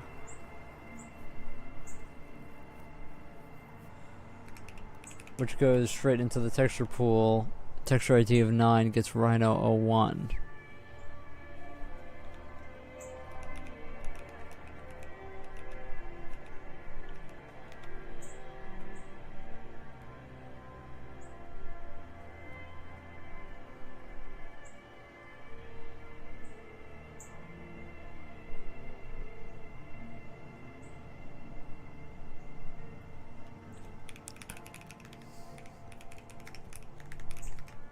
Easiest way to check this is to just do here.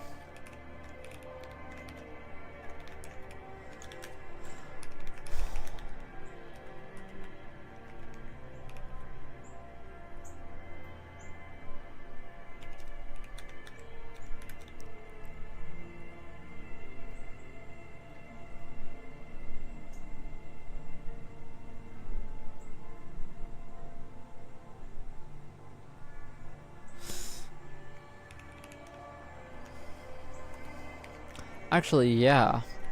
Hold on. Before we do this, our render group isn't correct.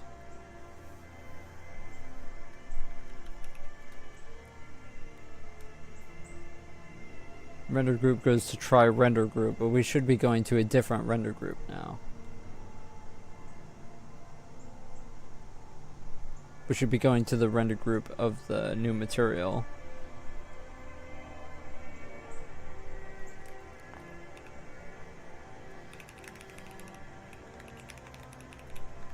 Int render group equals search render keys.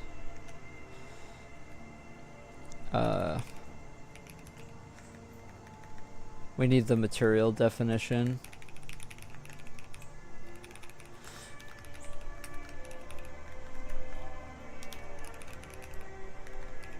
Materials dot buffer index by try material ID,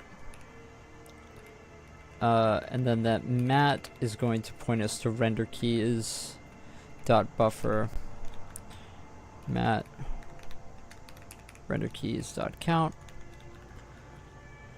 and then this is going to be the try skin ID, try instance ID.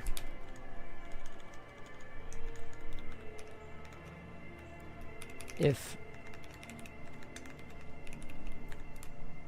render group is -1,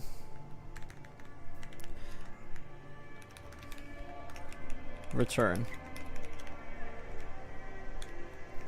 That should be correct.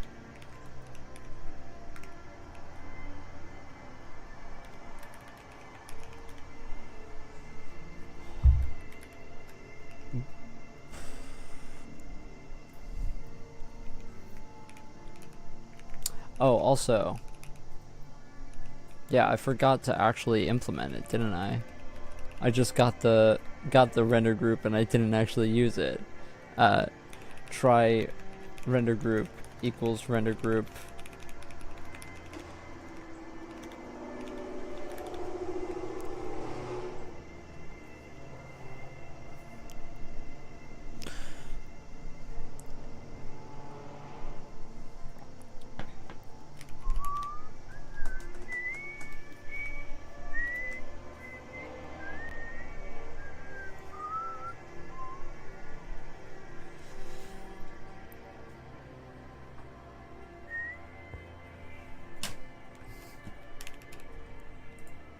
Okay.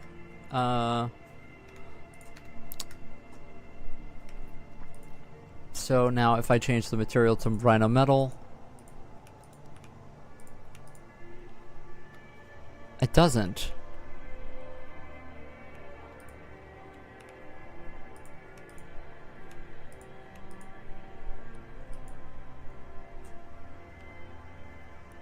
got zoom functionality working with Quake 2. That's awesome.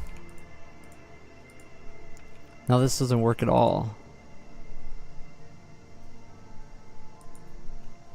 Or is it working and it's oh. Oh, right.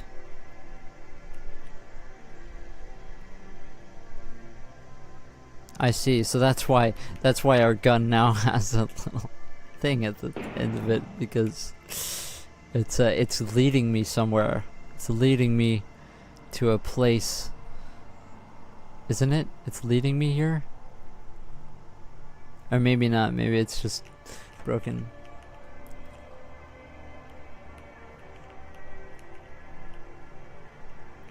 Are you using it for like the sight of a... Yeah, that's why this is broken. Are you using it for the sight of like a gun or something? Okay, so...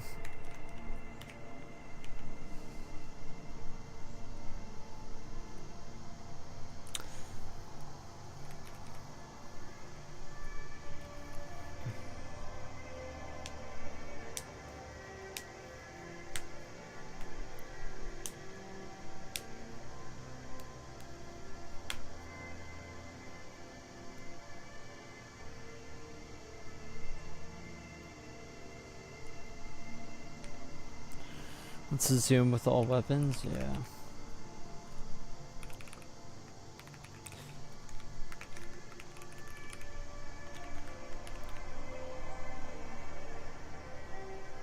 It's the concept of C arenas that I heard me talking about. I don't use arenas. So I don't know if I've got a body double running around, but I don't actually have arenas in my engine. I hear a lot about them. I think that they sound pretty neat, but honestly, I don't know. I'm of the opinion that all of our stuff that's dynamically allocated half of the time shouldn't be dynamically allocated. I think people are way too often pull the trigger with dynamic allocation anyway. I have a lot of things that are just stack allocated. So as far as like the performance hit of allocation, I think it's such a non-issue. At least in my engine, like 90% of optimization, like the bottleneck is never going to be memory allocation, at least in my opinion. If your bottleneck is allocation, then you must have the most optimized code in the entire world. I can't think of I can think of very little times where I would consider allocation the bottleneck. What's a menu option? So I'm adding some code that will read alias from a default.config. The difference is that he can set the zoom in the menu instead of editing the config files. Oh, cool.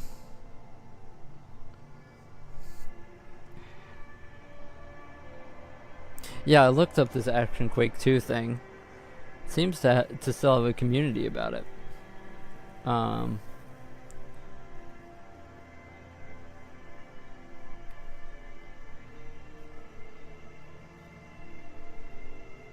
Yeah, so this is why this can't actually... If we're changing render groups, then...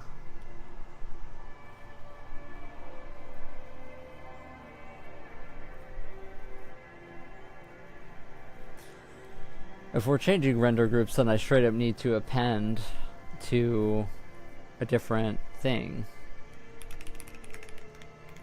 So this can only happen if we don't change render groups. Otherwise, we need to actually append and delete from the old render group. Do I still have the code that does that though?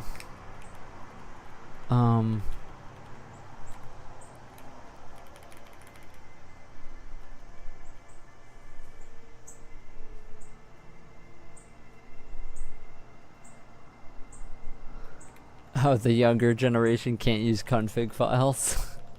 That's funny. Yeah, I did have this here. So it's basically gonna do this. The issue is that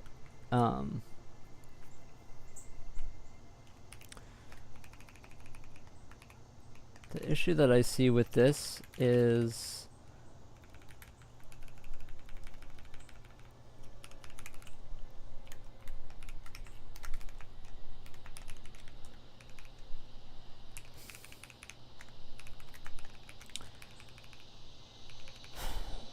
that we the last time I tried this, we got some issues.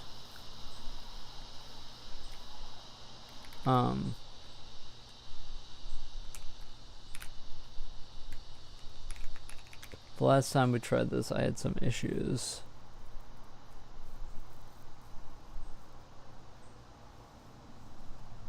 Because our triangles came back black instead of clearing the draw buffer like we would expect usually. We could also just rebuild the draw buffer since this is only editor facing.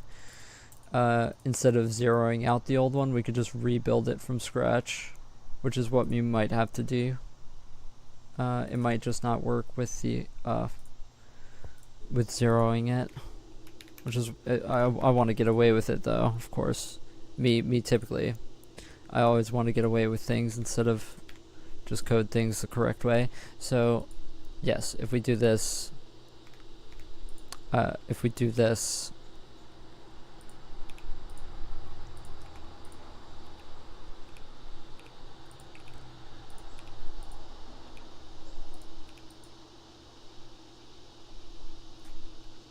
this is still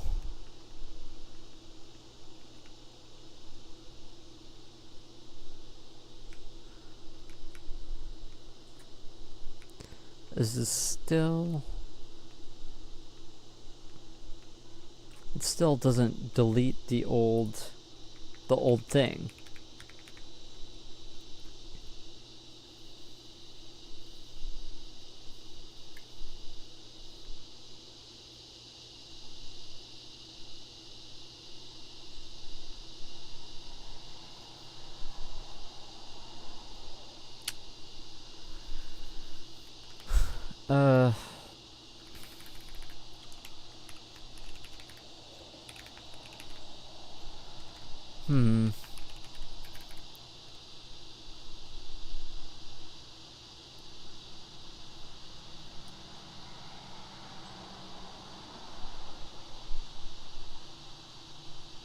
Oh, of course, that's why. Because I select the new render group here instead of doing this.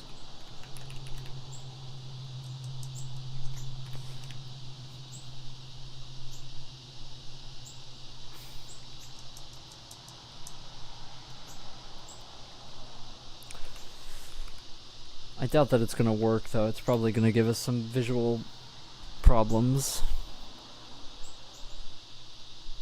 So, should probably just rebuild the old draw buffer. Yeah, that's what it is. As you can see, it's going to work, right? Like this, the reason why this is actually black now is because it's going to the gun draw pass.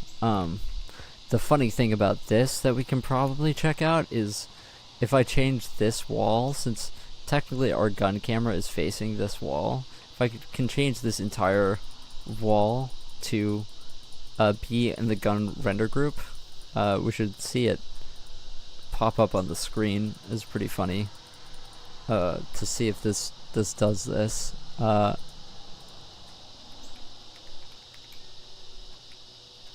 come on.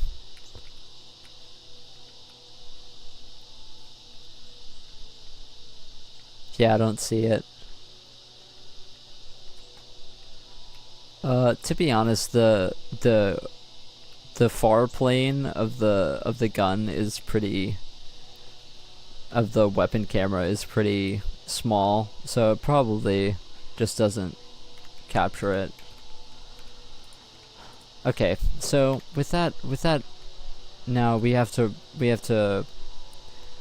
this. We have to rebuild these draw buffers every time we edit them. That's fine. So we can't just set draw buffer region. We have to actually rebuild this draw buffer.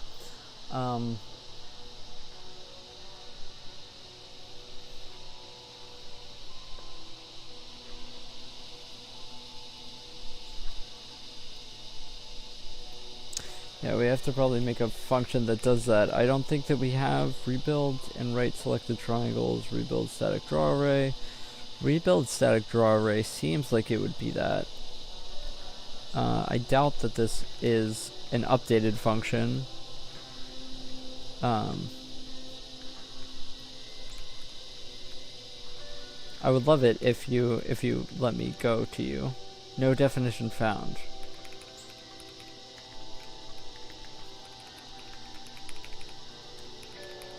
What file is this in? Rebuild static draw array. Yeah, this is definitely an outdated thing. This takes in a texture array group and an array index. Definitely is very outdated.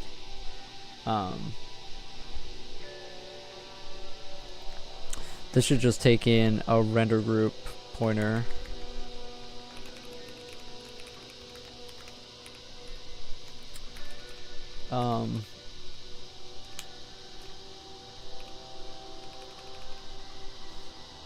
Now we just went through geo try count. Wonder if there's a faster way of doing this.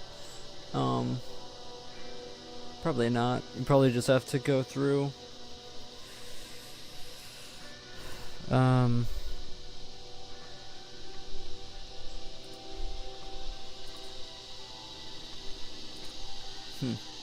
Yeah, you probably just have to go through the full triangle count to figure out what belongs to the render group.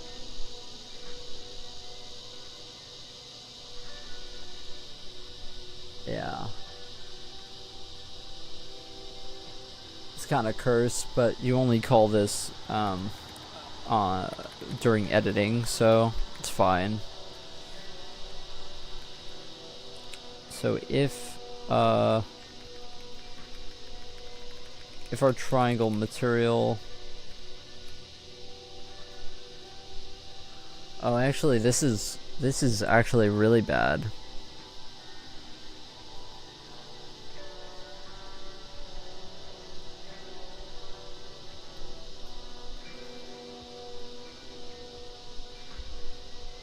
Because we actually have to search render keys here.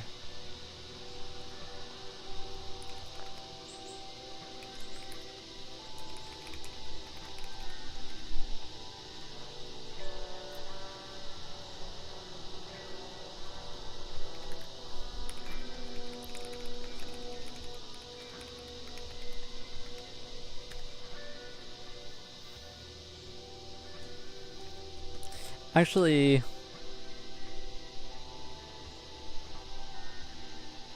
no, our tries should always be resolved down to render groups by the time we get here. If try render group doesn't equal the RG index, continue.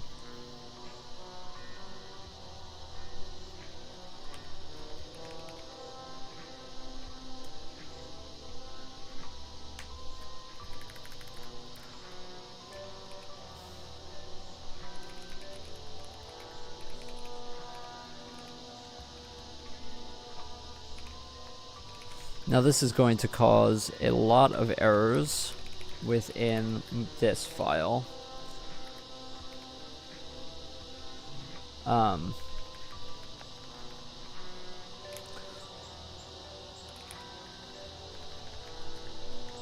Oh, don't tell me we don't have this stuff. We should.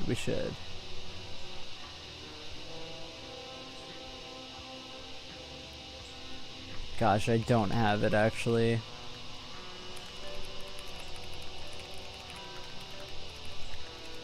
God, the amount of time I would have spent if I just made these global arrays in the beginning is ridiculous. We don't even need this, do we? We don't even need light map data. No, we don't. Oh, we do because we were past out. Okay. Fine.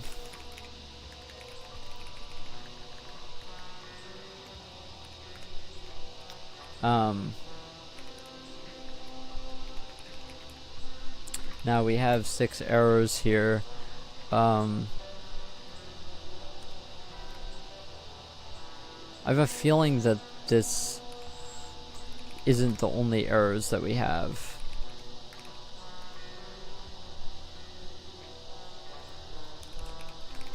Is that rebuild?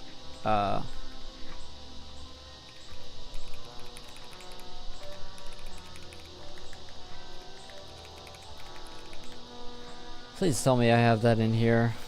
Oh my gosh, this is such a mess.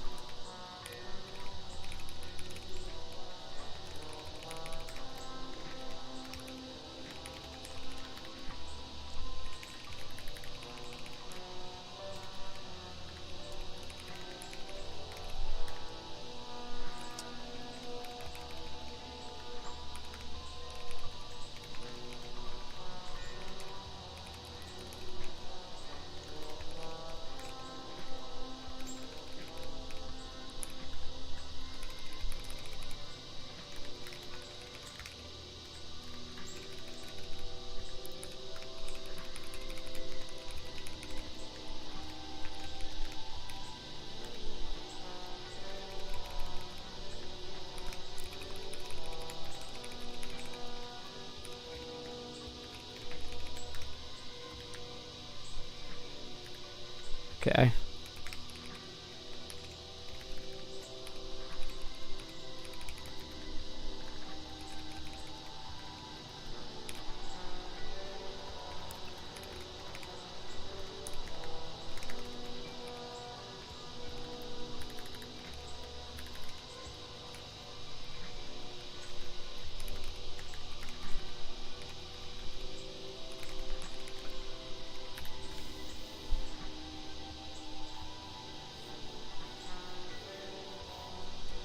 Yeah, that's what I thought.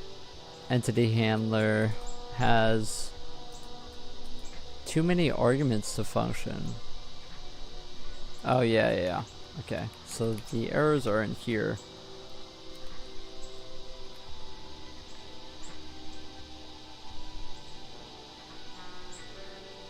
Rebuild static draw array. We don't even want this. We don't even want this anymore.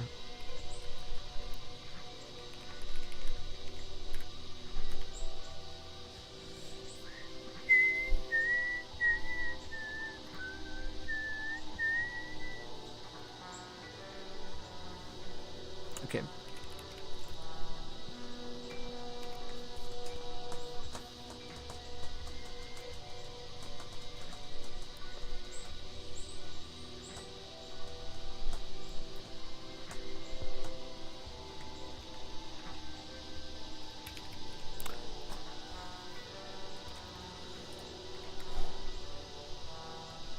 Okay, so now if we change the material,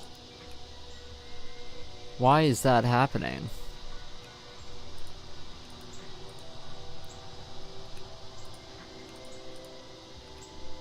Why does that happen if I select floor?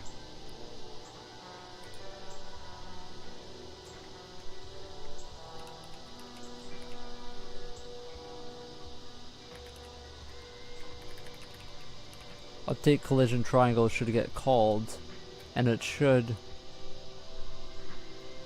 Oh, because I forgot to comment that out. Wait, but it should be going to the same exact Maybe it isn't the same exact render group? Oh no, it isn't the same exact render group because it's a different texture.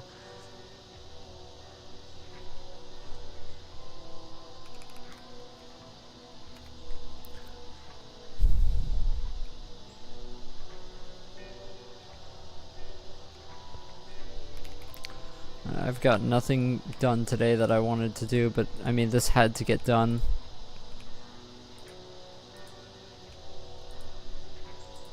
This is getting the material changed, but it isn't actually changing the thing.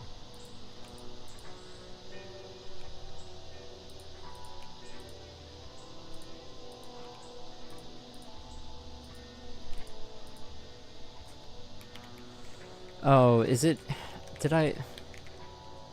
Oh, I'm getting... Oh, yeah. There you go. That's what it is. Reason why that happened is because I was rebuilding the array, but not changing the render group before we rebuild the array.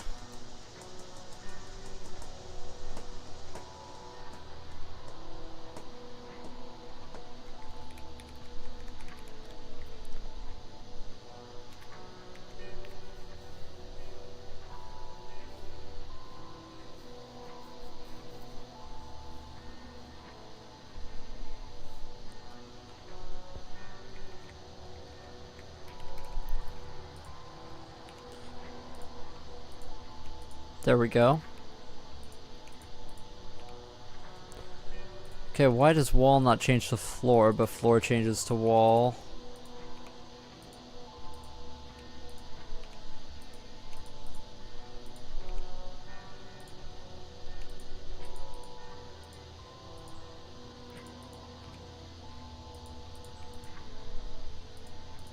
Wall seems to not be able to change to anything.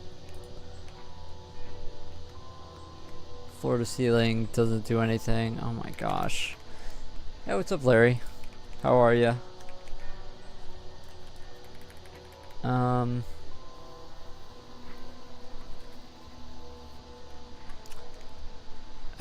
have to check where I call this.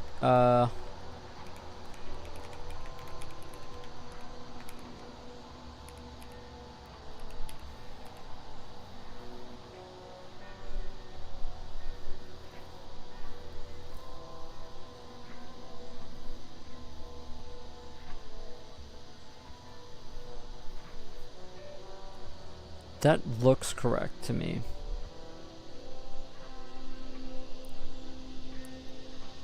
I'm doing alright. I'm working on some editor stuff in my game engine today. A lot of bugs because the code that we used to have is different than the code that we have now. But it's alright. We're working through it. Try render group equals render group. And we rebuild.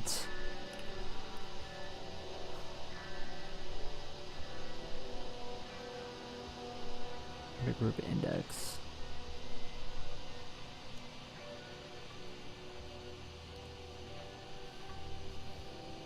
Oh, we don't actually clear the old draw buffer. Oh, okay. So if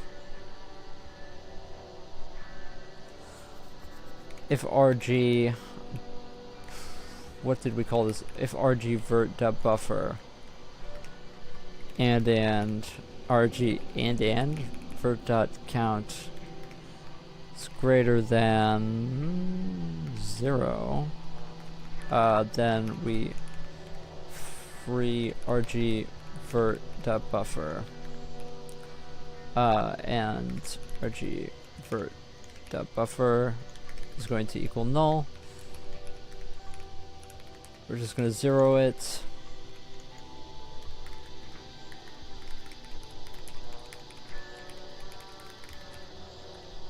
Else, if we don't have a draw buffer. Oh, actually, if we don't have a draw buffer, then we can still rebuild. We're just, yeah. Okay, let me try that. Hopefully this works now. I feel like I didn't get done what I wanted to get done today. It's alright.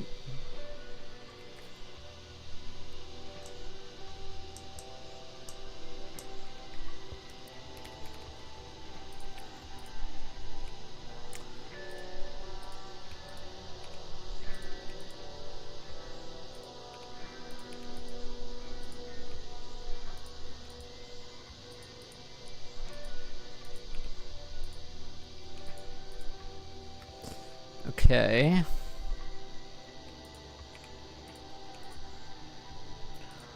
That disappearing is correct. I don't know why the ceiling isn't going onto the ceiling, though.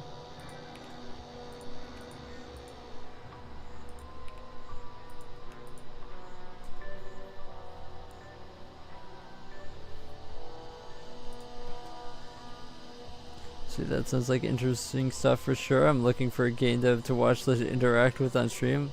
Looking to make a game engine in the future with OpenGL and C++. Well, I hope I'm your guy. That's awesome. I hope you do make a game engine in C and C++ and OpenGL. Just need to make sure it also toggles between 2 sends options for the mouse. Well, that's cool. Got that working. However, I'm not getting this working. I know that the texture for the ceiling is there.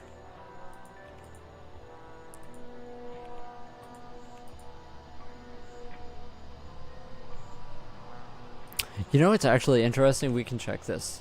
That's actually a good point that I just came up with in my mind. Is our grass texture nearest is also, oh no, it's not the same. It may be going to the same texture array anyway. Should still be on a different material though.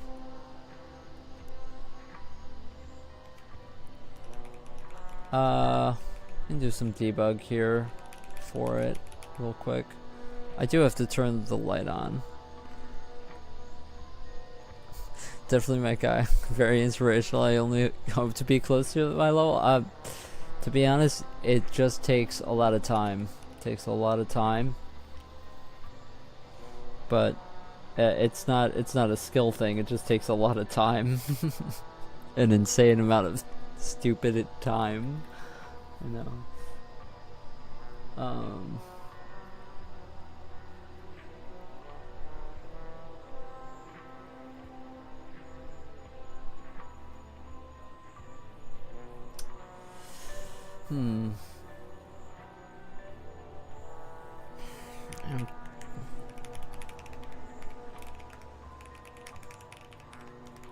What's our debug looking like right now? We're good. Early return render keys count equals 0 with name sky. Oh, that's definitely why the bug is happening. Early return. It's off of this, right? Early return render keys count equals 0. We couldn't find, in the search render keys, we couldn't find. Try instant ideas.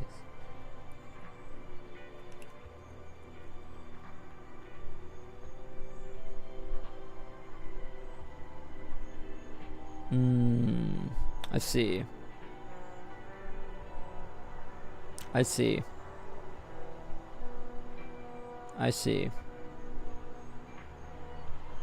Okay, so that's not actually a bug.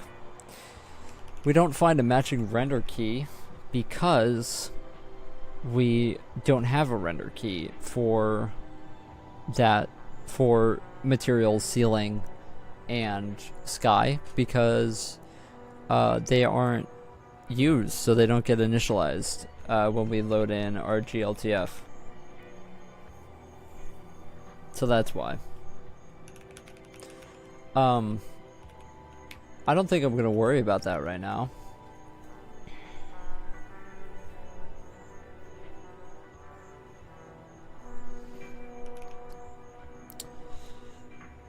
Maybe I do worry about that right now.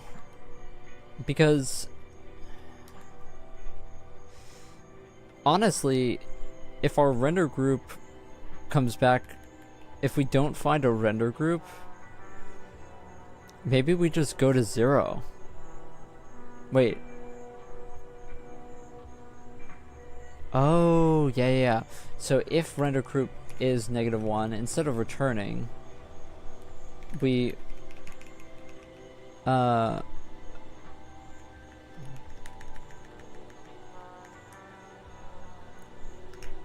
match not found.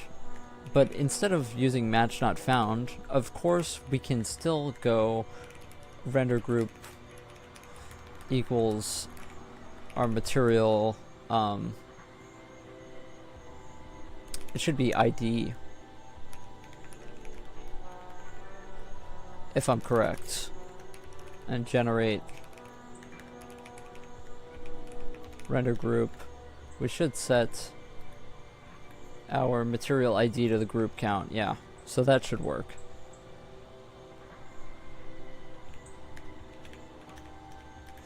While this is compiling, I'm going to turn on my patio light because it's dark outside here, and when it gets late here, there are flying roaches that come out.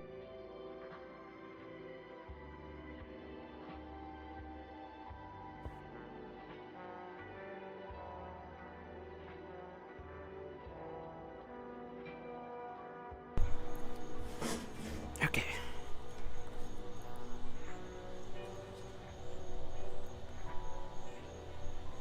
Yeah, I'm not joking about the flying roaches. It wouldn't be the first time I had to end stream because of a giant flying roach on this porch. They just like come out of nowhere, by the way. Start flying around. Okay, so now, even though now we should be able to,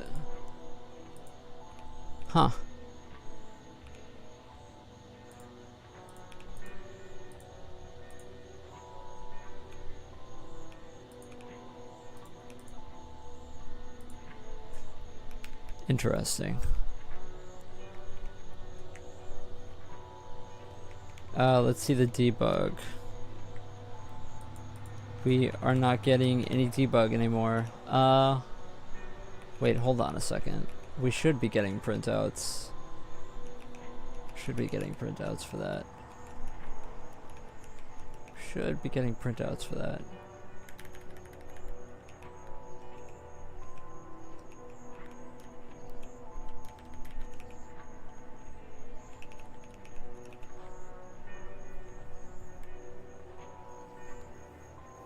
Should be getting this printout.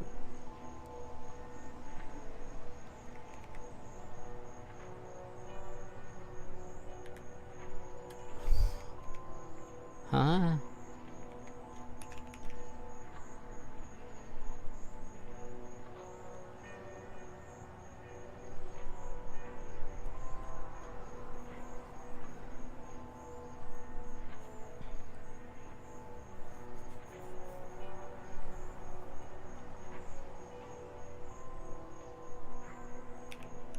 Interesting. Yeah,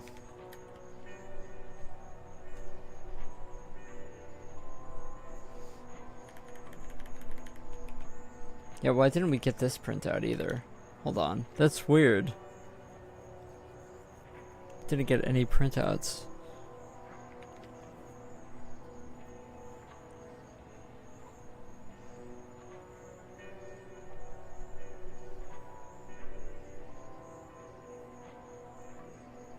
Oh. Search render keys.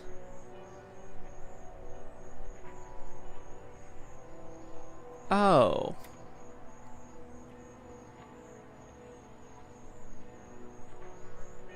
Oh. I see. I see what's happening now. Okay, so we're not actually this isn't actually even getting the old render group. Stupid me.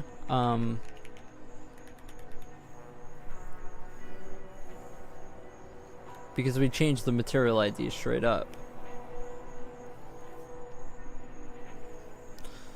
Oh, this is annoying because now I have to. Oh, gosh. This is annoying. Yikes.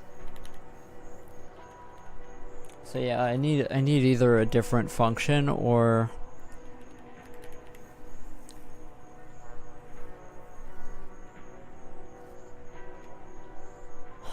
yeah, I might need another function then.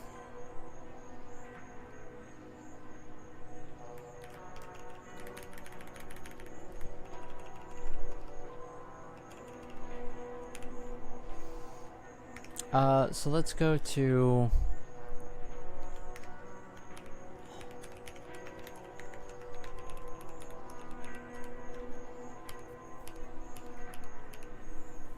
here, and now, oh gosh, I just got rid of the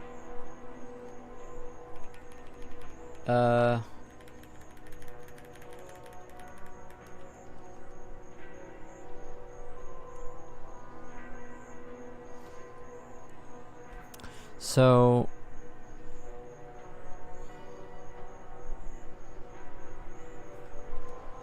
okay, so let's just do this then.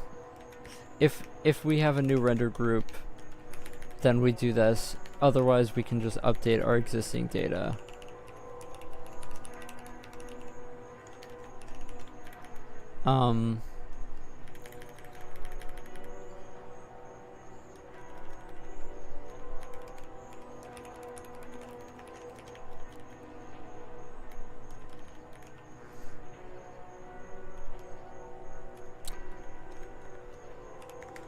We're gonna do the same thing here.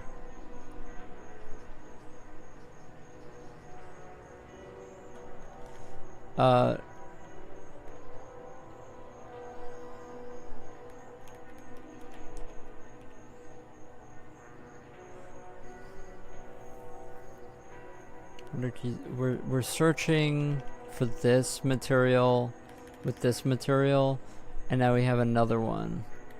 So we're gonna say, now that we have a new material, we're gonna say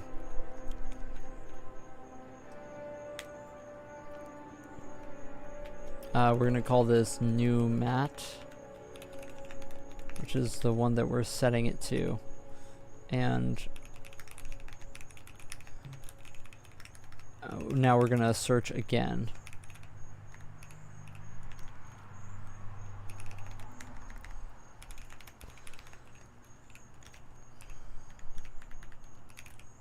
My music ended.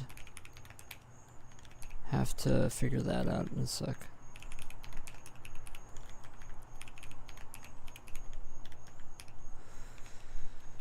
So if new render group is -1, then we want to set it to new render group is going to equal new mat ID. Okay, we can do the same thing here.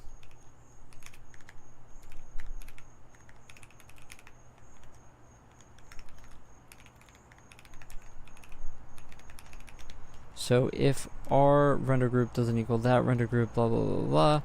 So try render group equals new render group. So then we get the RG here. The buffer, blah blah blah blah blah. Oh, actually, yeah. There. Okay. We don't need this. We don't need this. We don't need this. Don't need this then. Okay, so let's run through it. Let's run through it. So we set the material ID. We shouldn't do that. This gets the old material. Then we set the material ID. Then we set the texture ID, set the texture type. We get the old render group here. This is the old render group that it was a part of. Honestly, this is unnecessary.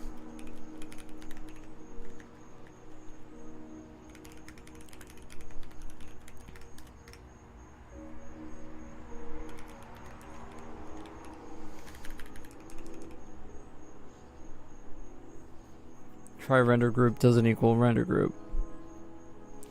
Okay, so then let's just do this out here.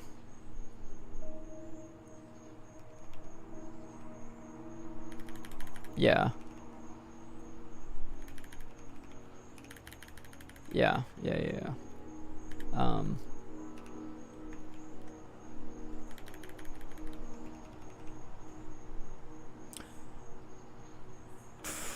I'm going cross-eyed looking at this. So if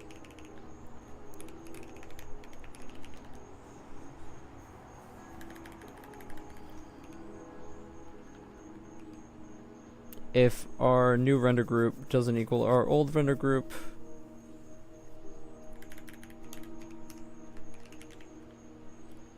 oh, we do actually, well,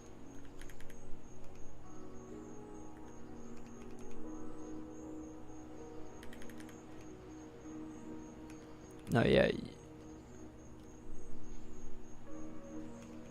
just move this to be with new mat. I'm losing it. Okay. New mat. Okay.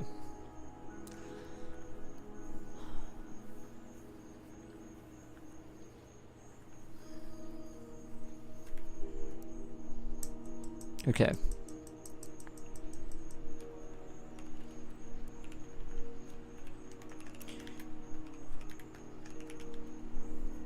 Well, that's redundant, I guess.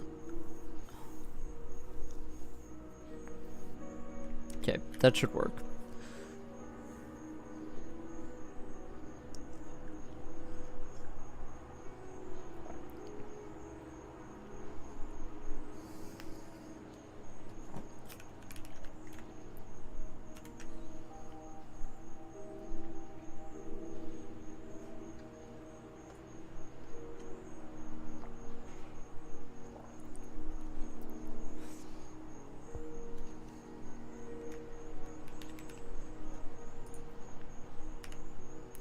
Okay, now going to ceiling should work. There we go. That took a long time to figure this out, to be honest. The reason why it's complicated is because these materials, although they have, well, this just goes to the sky pass. So we're not actually setting textures anymore, we're setting materials now. So the reason why this isn't going to show up is because this goes to a different render pass that doesn't actually, it goes from the camera matrix that's in front of the weapon rather than in front of the wall, so that's why it doesn't show up. Now if we go to any of these different materials, hopefully we don't crash.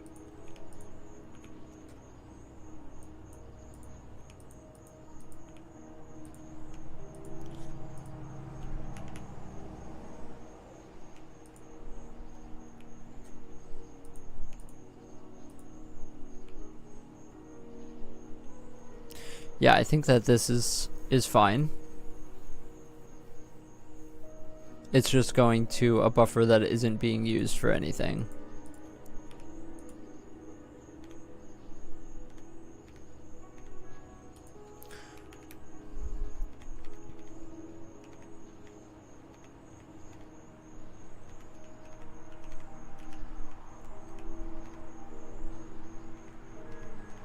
Yeah, I was wondering if we could see it through because of the UI, but no. Okay, so now we can change materials on things, but yeah, basically, if we wanted to see the gun texture, for example, on a wall, we would have to make a material that that goes to the correct shader, that goes to the geometry shader. But Yeah. Okay, so that's fine. That works. Now maybe let's try and implement the whole mesh thing.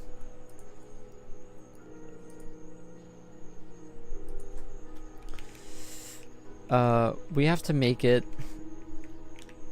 so that when you click editor input, when we click and we are in, if we are in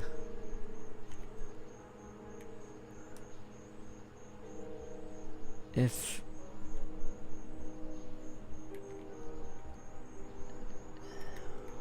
player is try selection, we want to also have selection state mesh selection.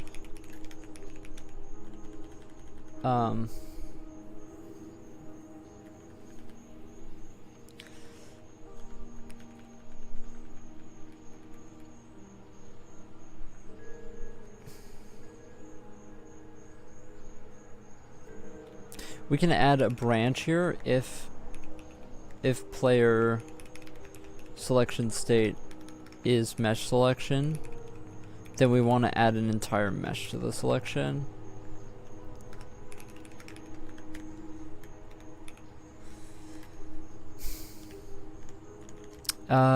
Which is going to look like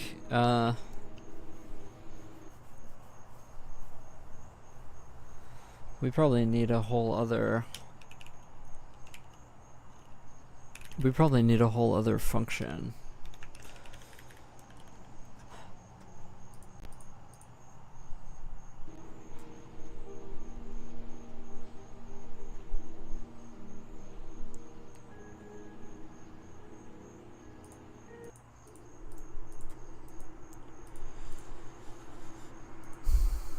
Okay.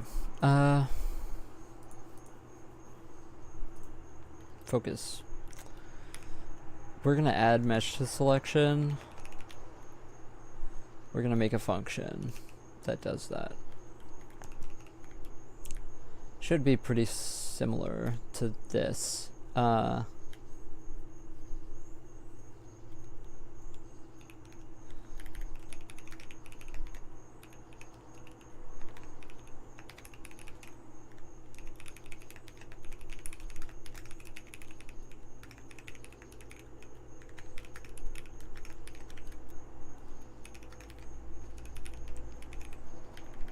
If we don't have a try, we want to return. We just want to do this, right? Pretty much. I don't really know what update triangle point selection does anymore. I haven't touched this code in a very long time. But, so we want to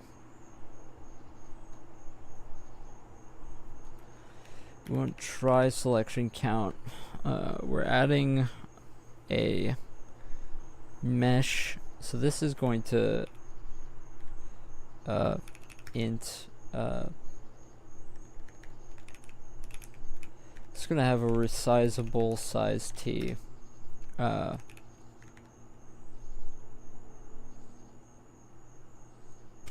Indices. Try we follow the pointer to our mesh ID, and then we go globals dot meshes indexed by this. Right, this is dot buffer. Dot try indices. Okay, so this is that. We of course want this to be a pointer. Honestly, we could do without making this a pointer, but who cares? So, if this plus indices count indices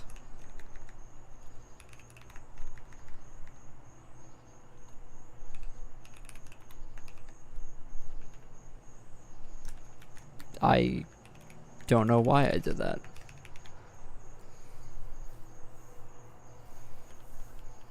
Okay, so that's the Realic. Now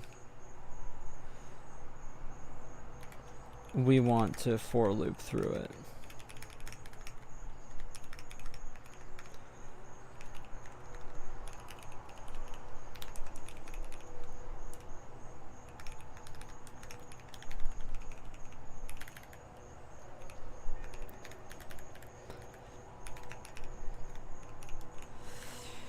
Player try selection dot try was selected try. I'm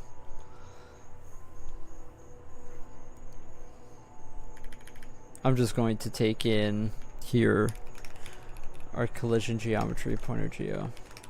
Okay.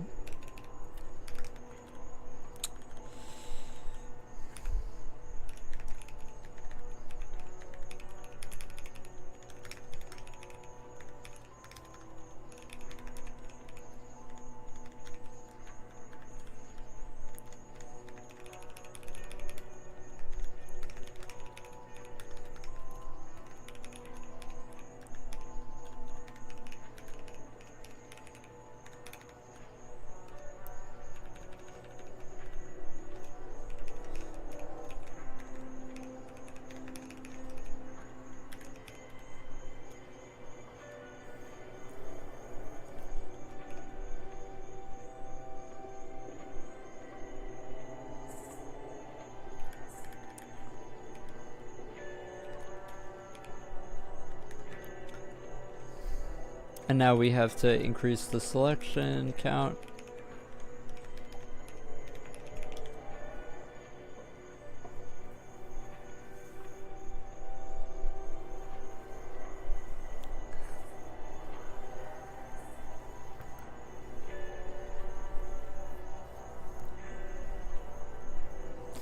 Update triangle point selection takes in the player selection state and then does this.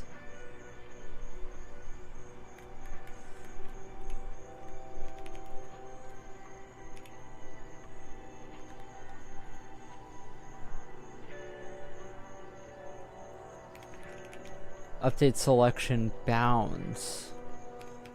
Oh boy. Okay. We're gonna forget that we saw that.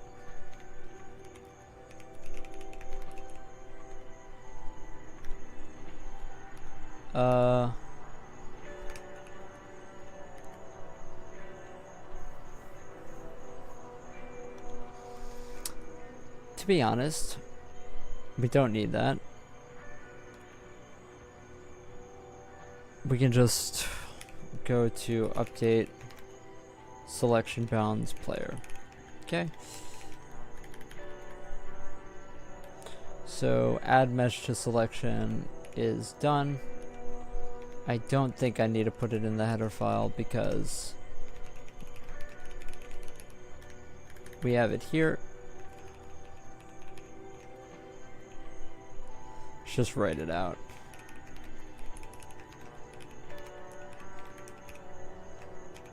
That's annoying.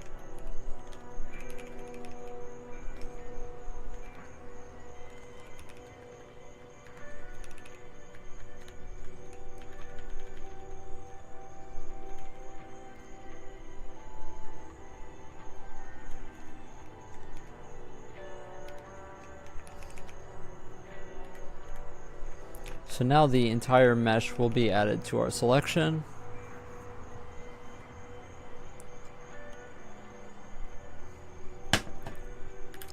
We're not going to know if it works until we just give it a try.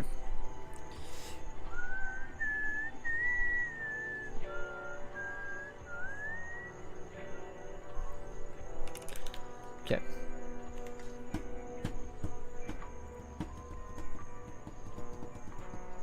Not going to know until we give it a try.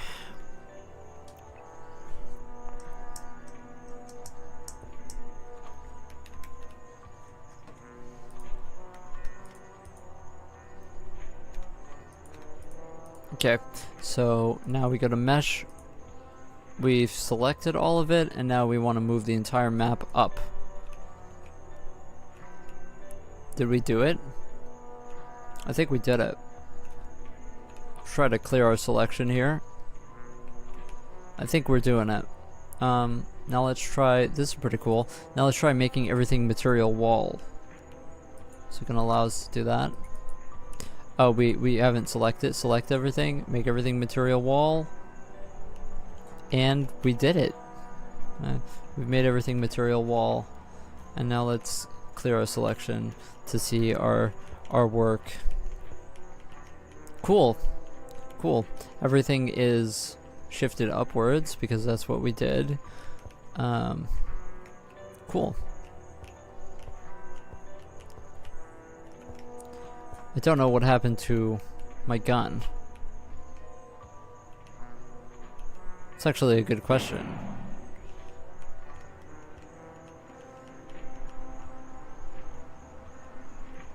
Oh. Huh. Is my gun a part of the same mesh? That doesn't make sense.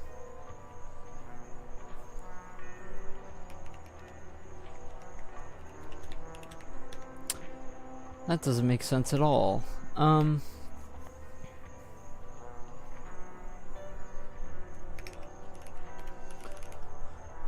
Why would my gun have the same mesh?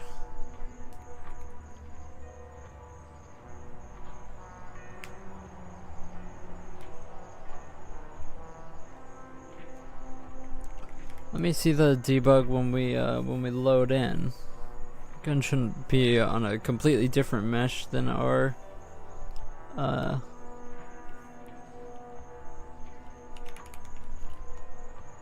the rest of our geometry.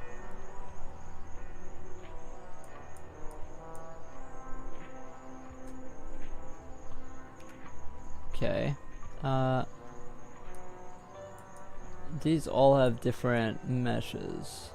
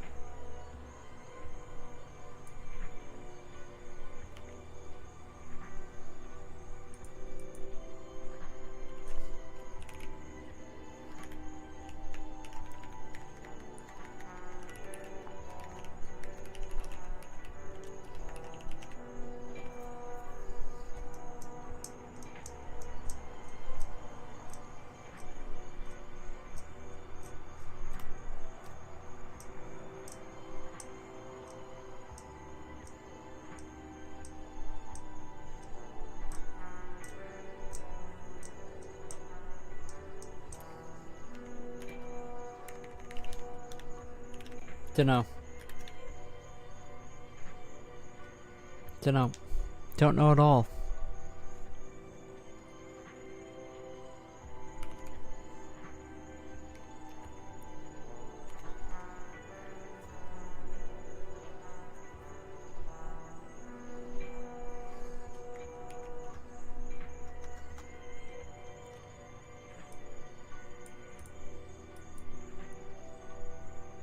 The mesh UID is definitely increasing.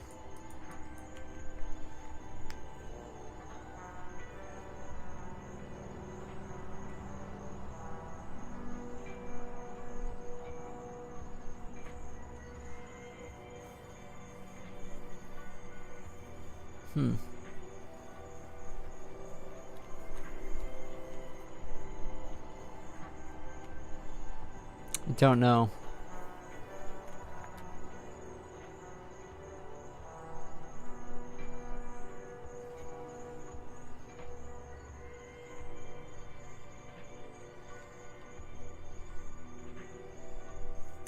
It should be one extra than the count, but so yeah, that's completely a correct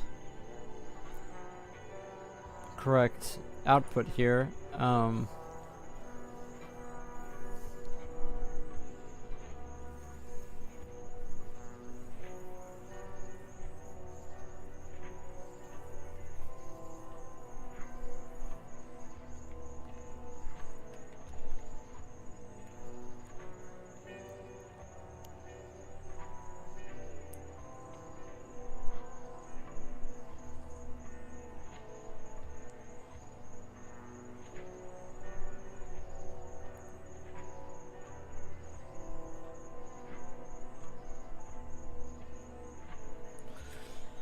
Yeah, I don't know.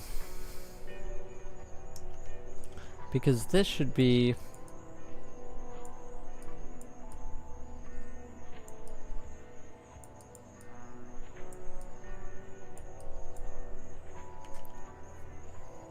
should be the mesh that we...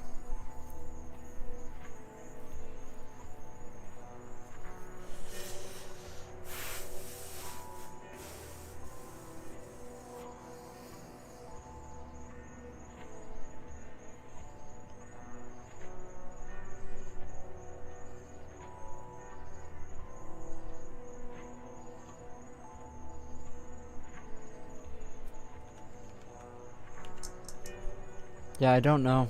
I don't get it.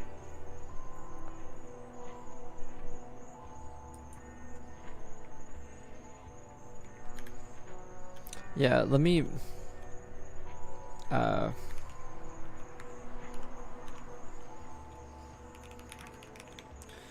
me try to continue here and... let me see...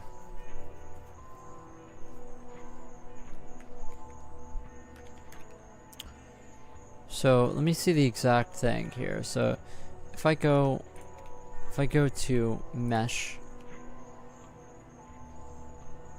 my gun isn't selected, right? I mean, I don't think it would actually be able to see it. But if we, yeah, my gun moves up. The gun moves up. Huh.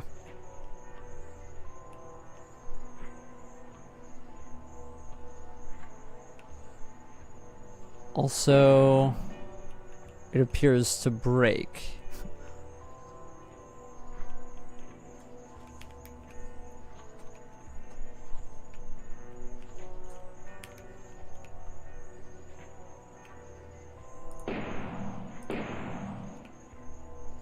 You can kind of see the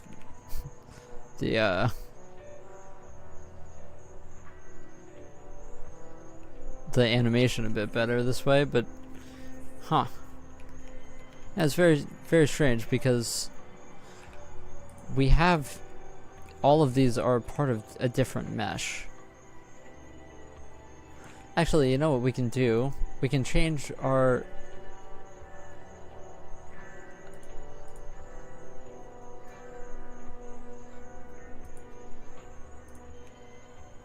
change our material to wall for everything again.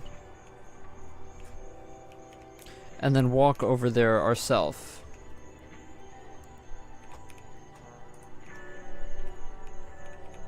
I would like to... we can walk over there ourselves. Then try to go up here and then try and select it.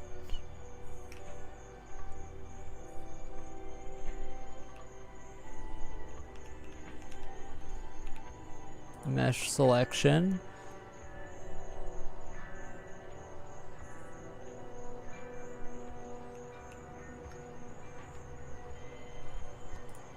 And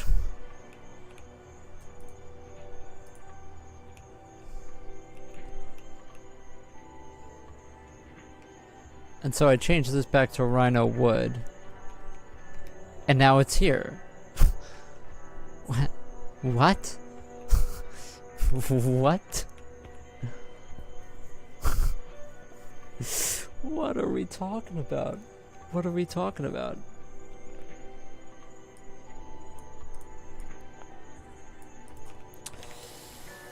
So, the mesh of plane contains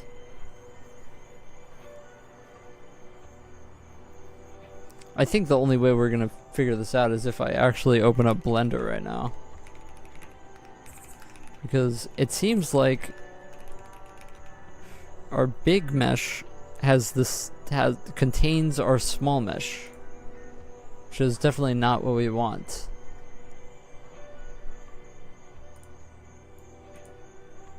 Oh, maybe it's because this is in a collection.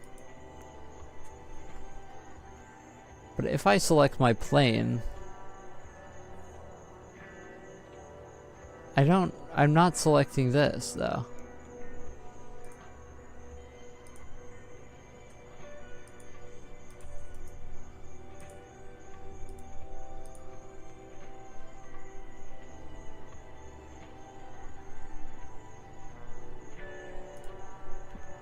Like, this is completely separate data.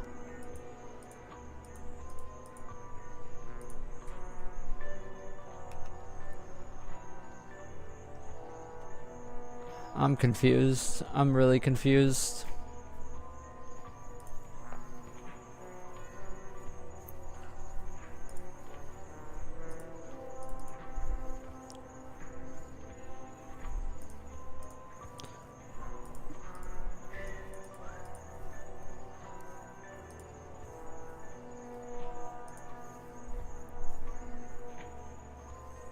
It's probably gonna break our light map, but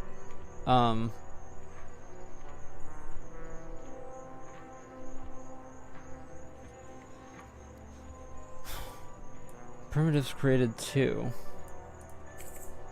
I wonder if that has to do with it.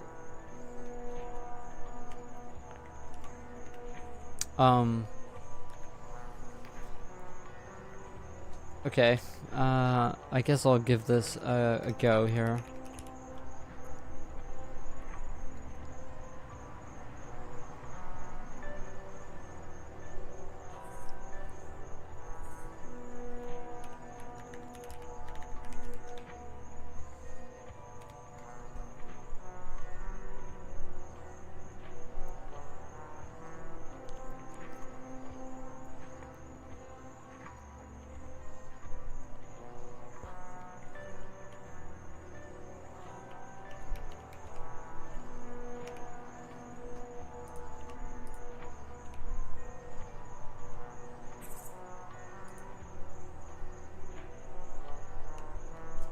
Nope. No, it still does it. Alright, I'm not sure what that is. I'm not sure why that is. For some reason, the same indices that go to our other mesh are going to this mesh.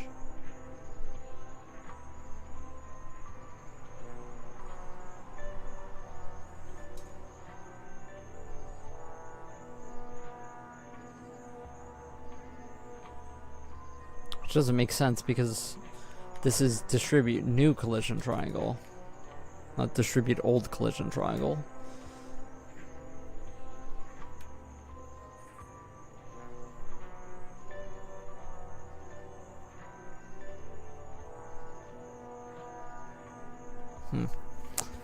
Yeah, I'm not sure. I might have to keep working on this later. This goes through the indices. Oh, I'm being stupid again. I did this again, actually.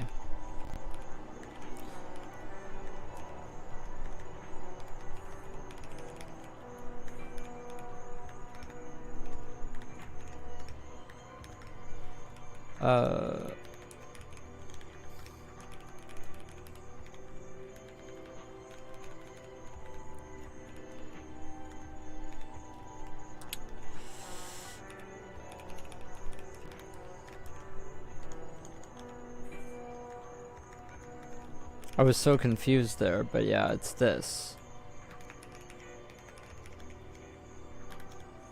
And now this should work.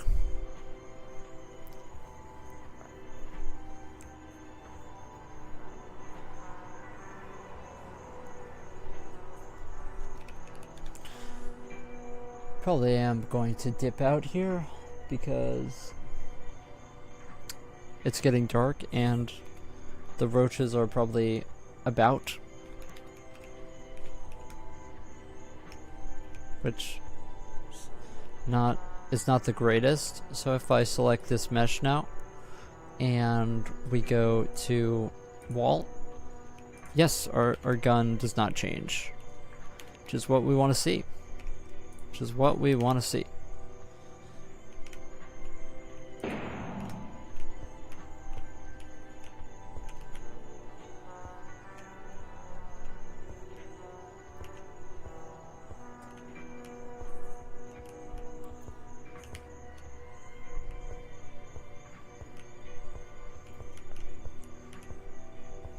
Cool.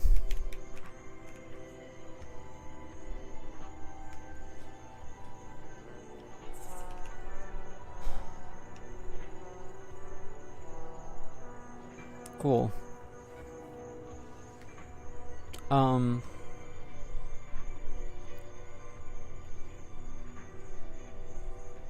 wonder, is this is sampling the UVs, right?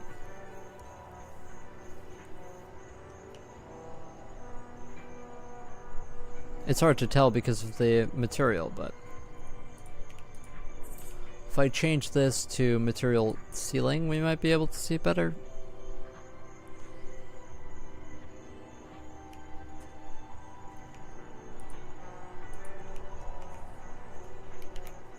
Oh, this is cool. Yeah, the red is showing up. Yep.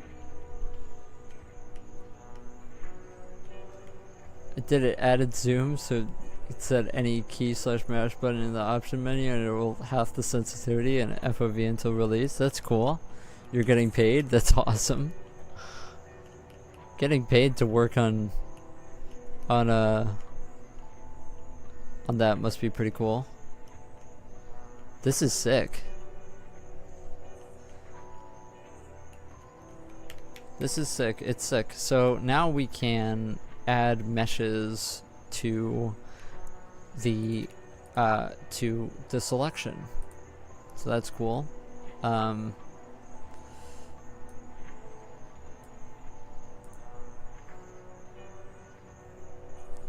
Your friend offered a bounty if you added the features you wanted. That's cool. That's a good friend.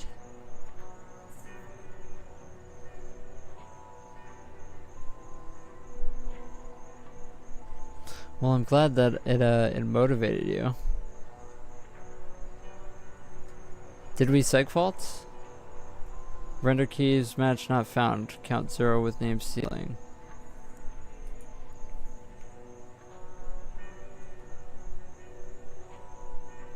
No, this is just taking forever.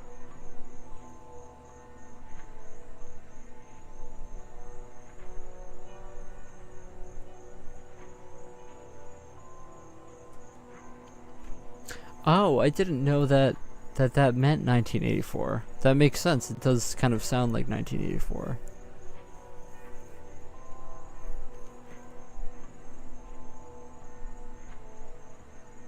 I wonder if this is just taking forever or if it's an infinite loop situation.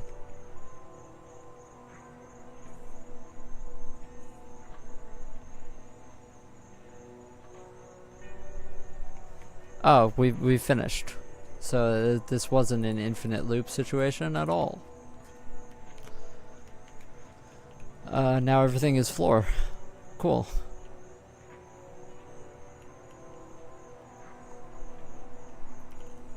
Cool. If you're wondering why this is all UV'd weird, it's because I didn't unwrap the UVs for that in Blender. Anyway, so that's...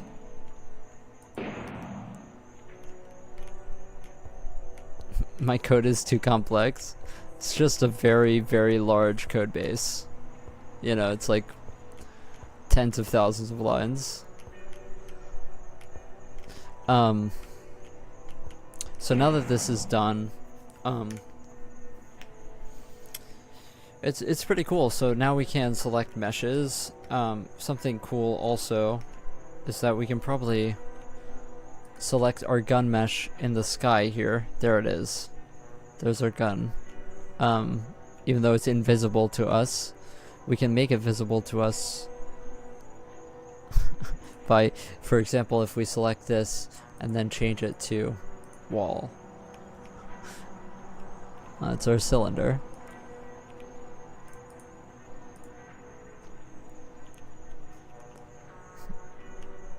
There it is. Now if we go down here and change this to this, when I code I repeat simple stuff over and over again. Well, I mean, to be honest, I do the same thing. So this is pretty interesting. So this is now the entire map is our gun. That's why it's doing that. It's because our whoa, this is trippy.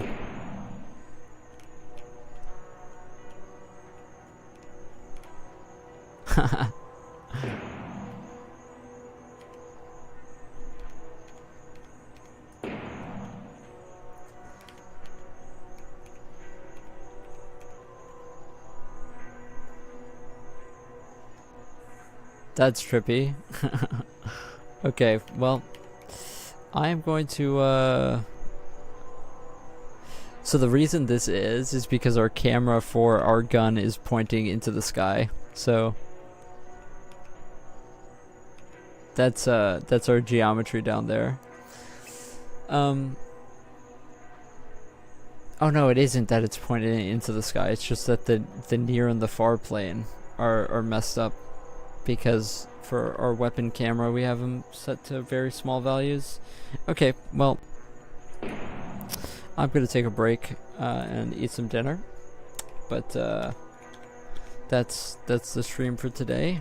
As far as what I got done, may not make a lot of sense because it's my own code base, but today I basically have made our old editor code work with our new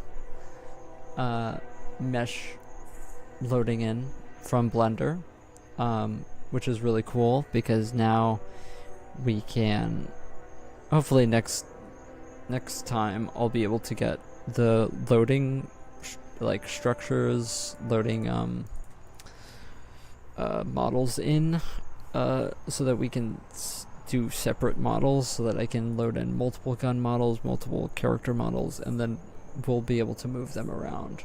We have the functionality to do that now, but what we don't have is the ability to load them in yet. Right now we can only do basically one massive load in, and so I probably have to do some code adapting to get that working.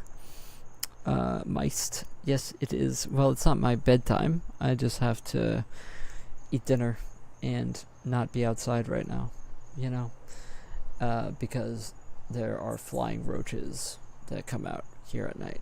So, to avoid that, yeah, I do have to go inside, you know, and eat my dinner.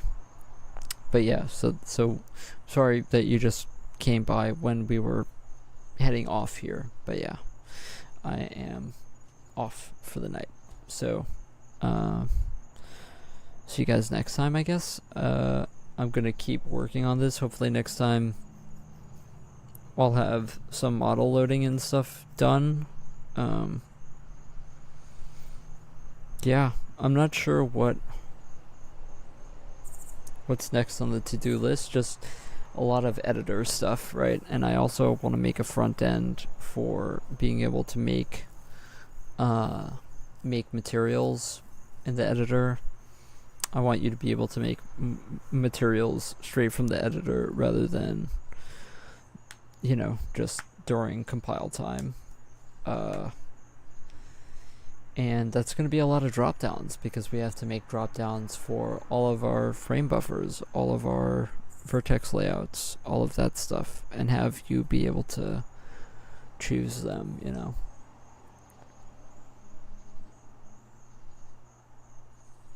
I like that you talk when you program, even if you don't get it all. It's nice. I appreciate that. I guess that's the whole point of doing this stuff live. So I'm glad that you get that out of it. I really, really appreciate that. So yeah, I don't know. Maybe I'll be live tomorrow. I'm not sure. But yeah, today was good because, to be honest, I've been like feeling pretty burnt out with this and like just like don't know what to work on. I kind of feel lost with it now that I've added in animations and all of this. It feels it's like so overwhelming. So most people talk programming or program, but not both at the same time. I was saying this to myself the other day. I feel like I was born to be a streamer just because I talk to myself so fucking much. I just like talk. I just yap all the goddamn time, and I just don't stop. I'll do it when I'm like playing a game. Even I'll just like talk to myself, and like tell myself stories while I'm I just yap and yap and yap. Anyway, I will maybe I'll stream tomorrow because I feel like today we got a lot of stuff done, and I feel like I haven't gotten a lot done in the past like 5 days. They called me Kotrovin as a kid. What does that mean? Talking out of your ass. Yeah, exactly. The gift of gab. I appreciate that, mice. I will stay strong. Okay, well, I'm out of here. See you guys. Good night.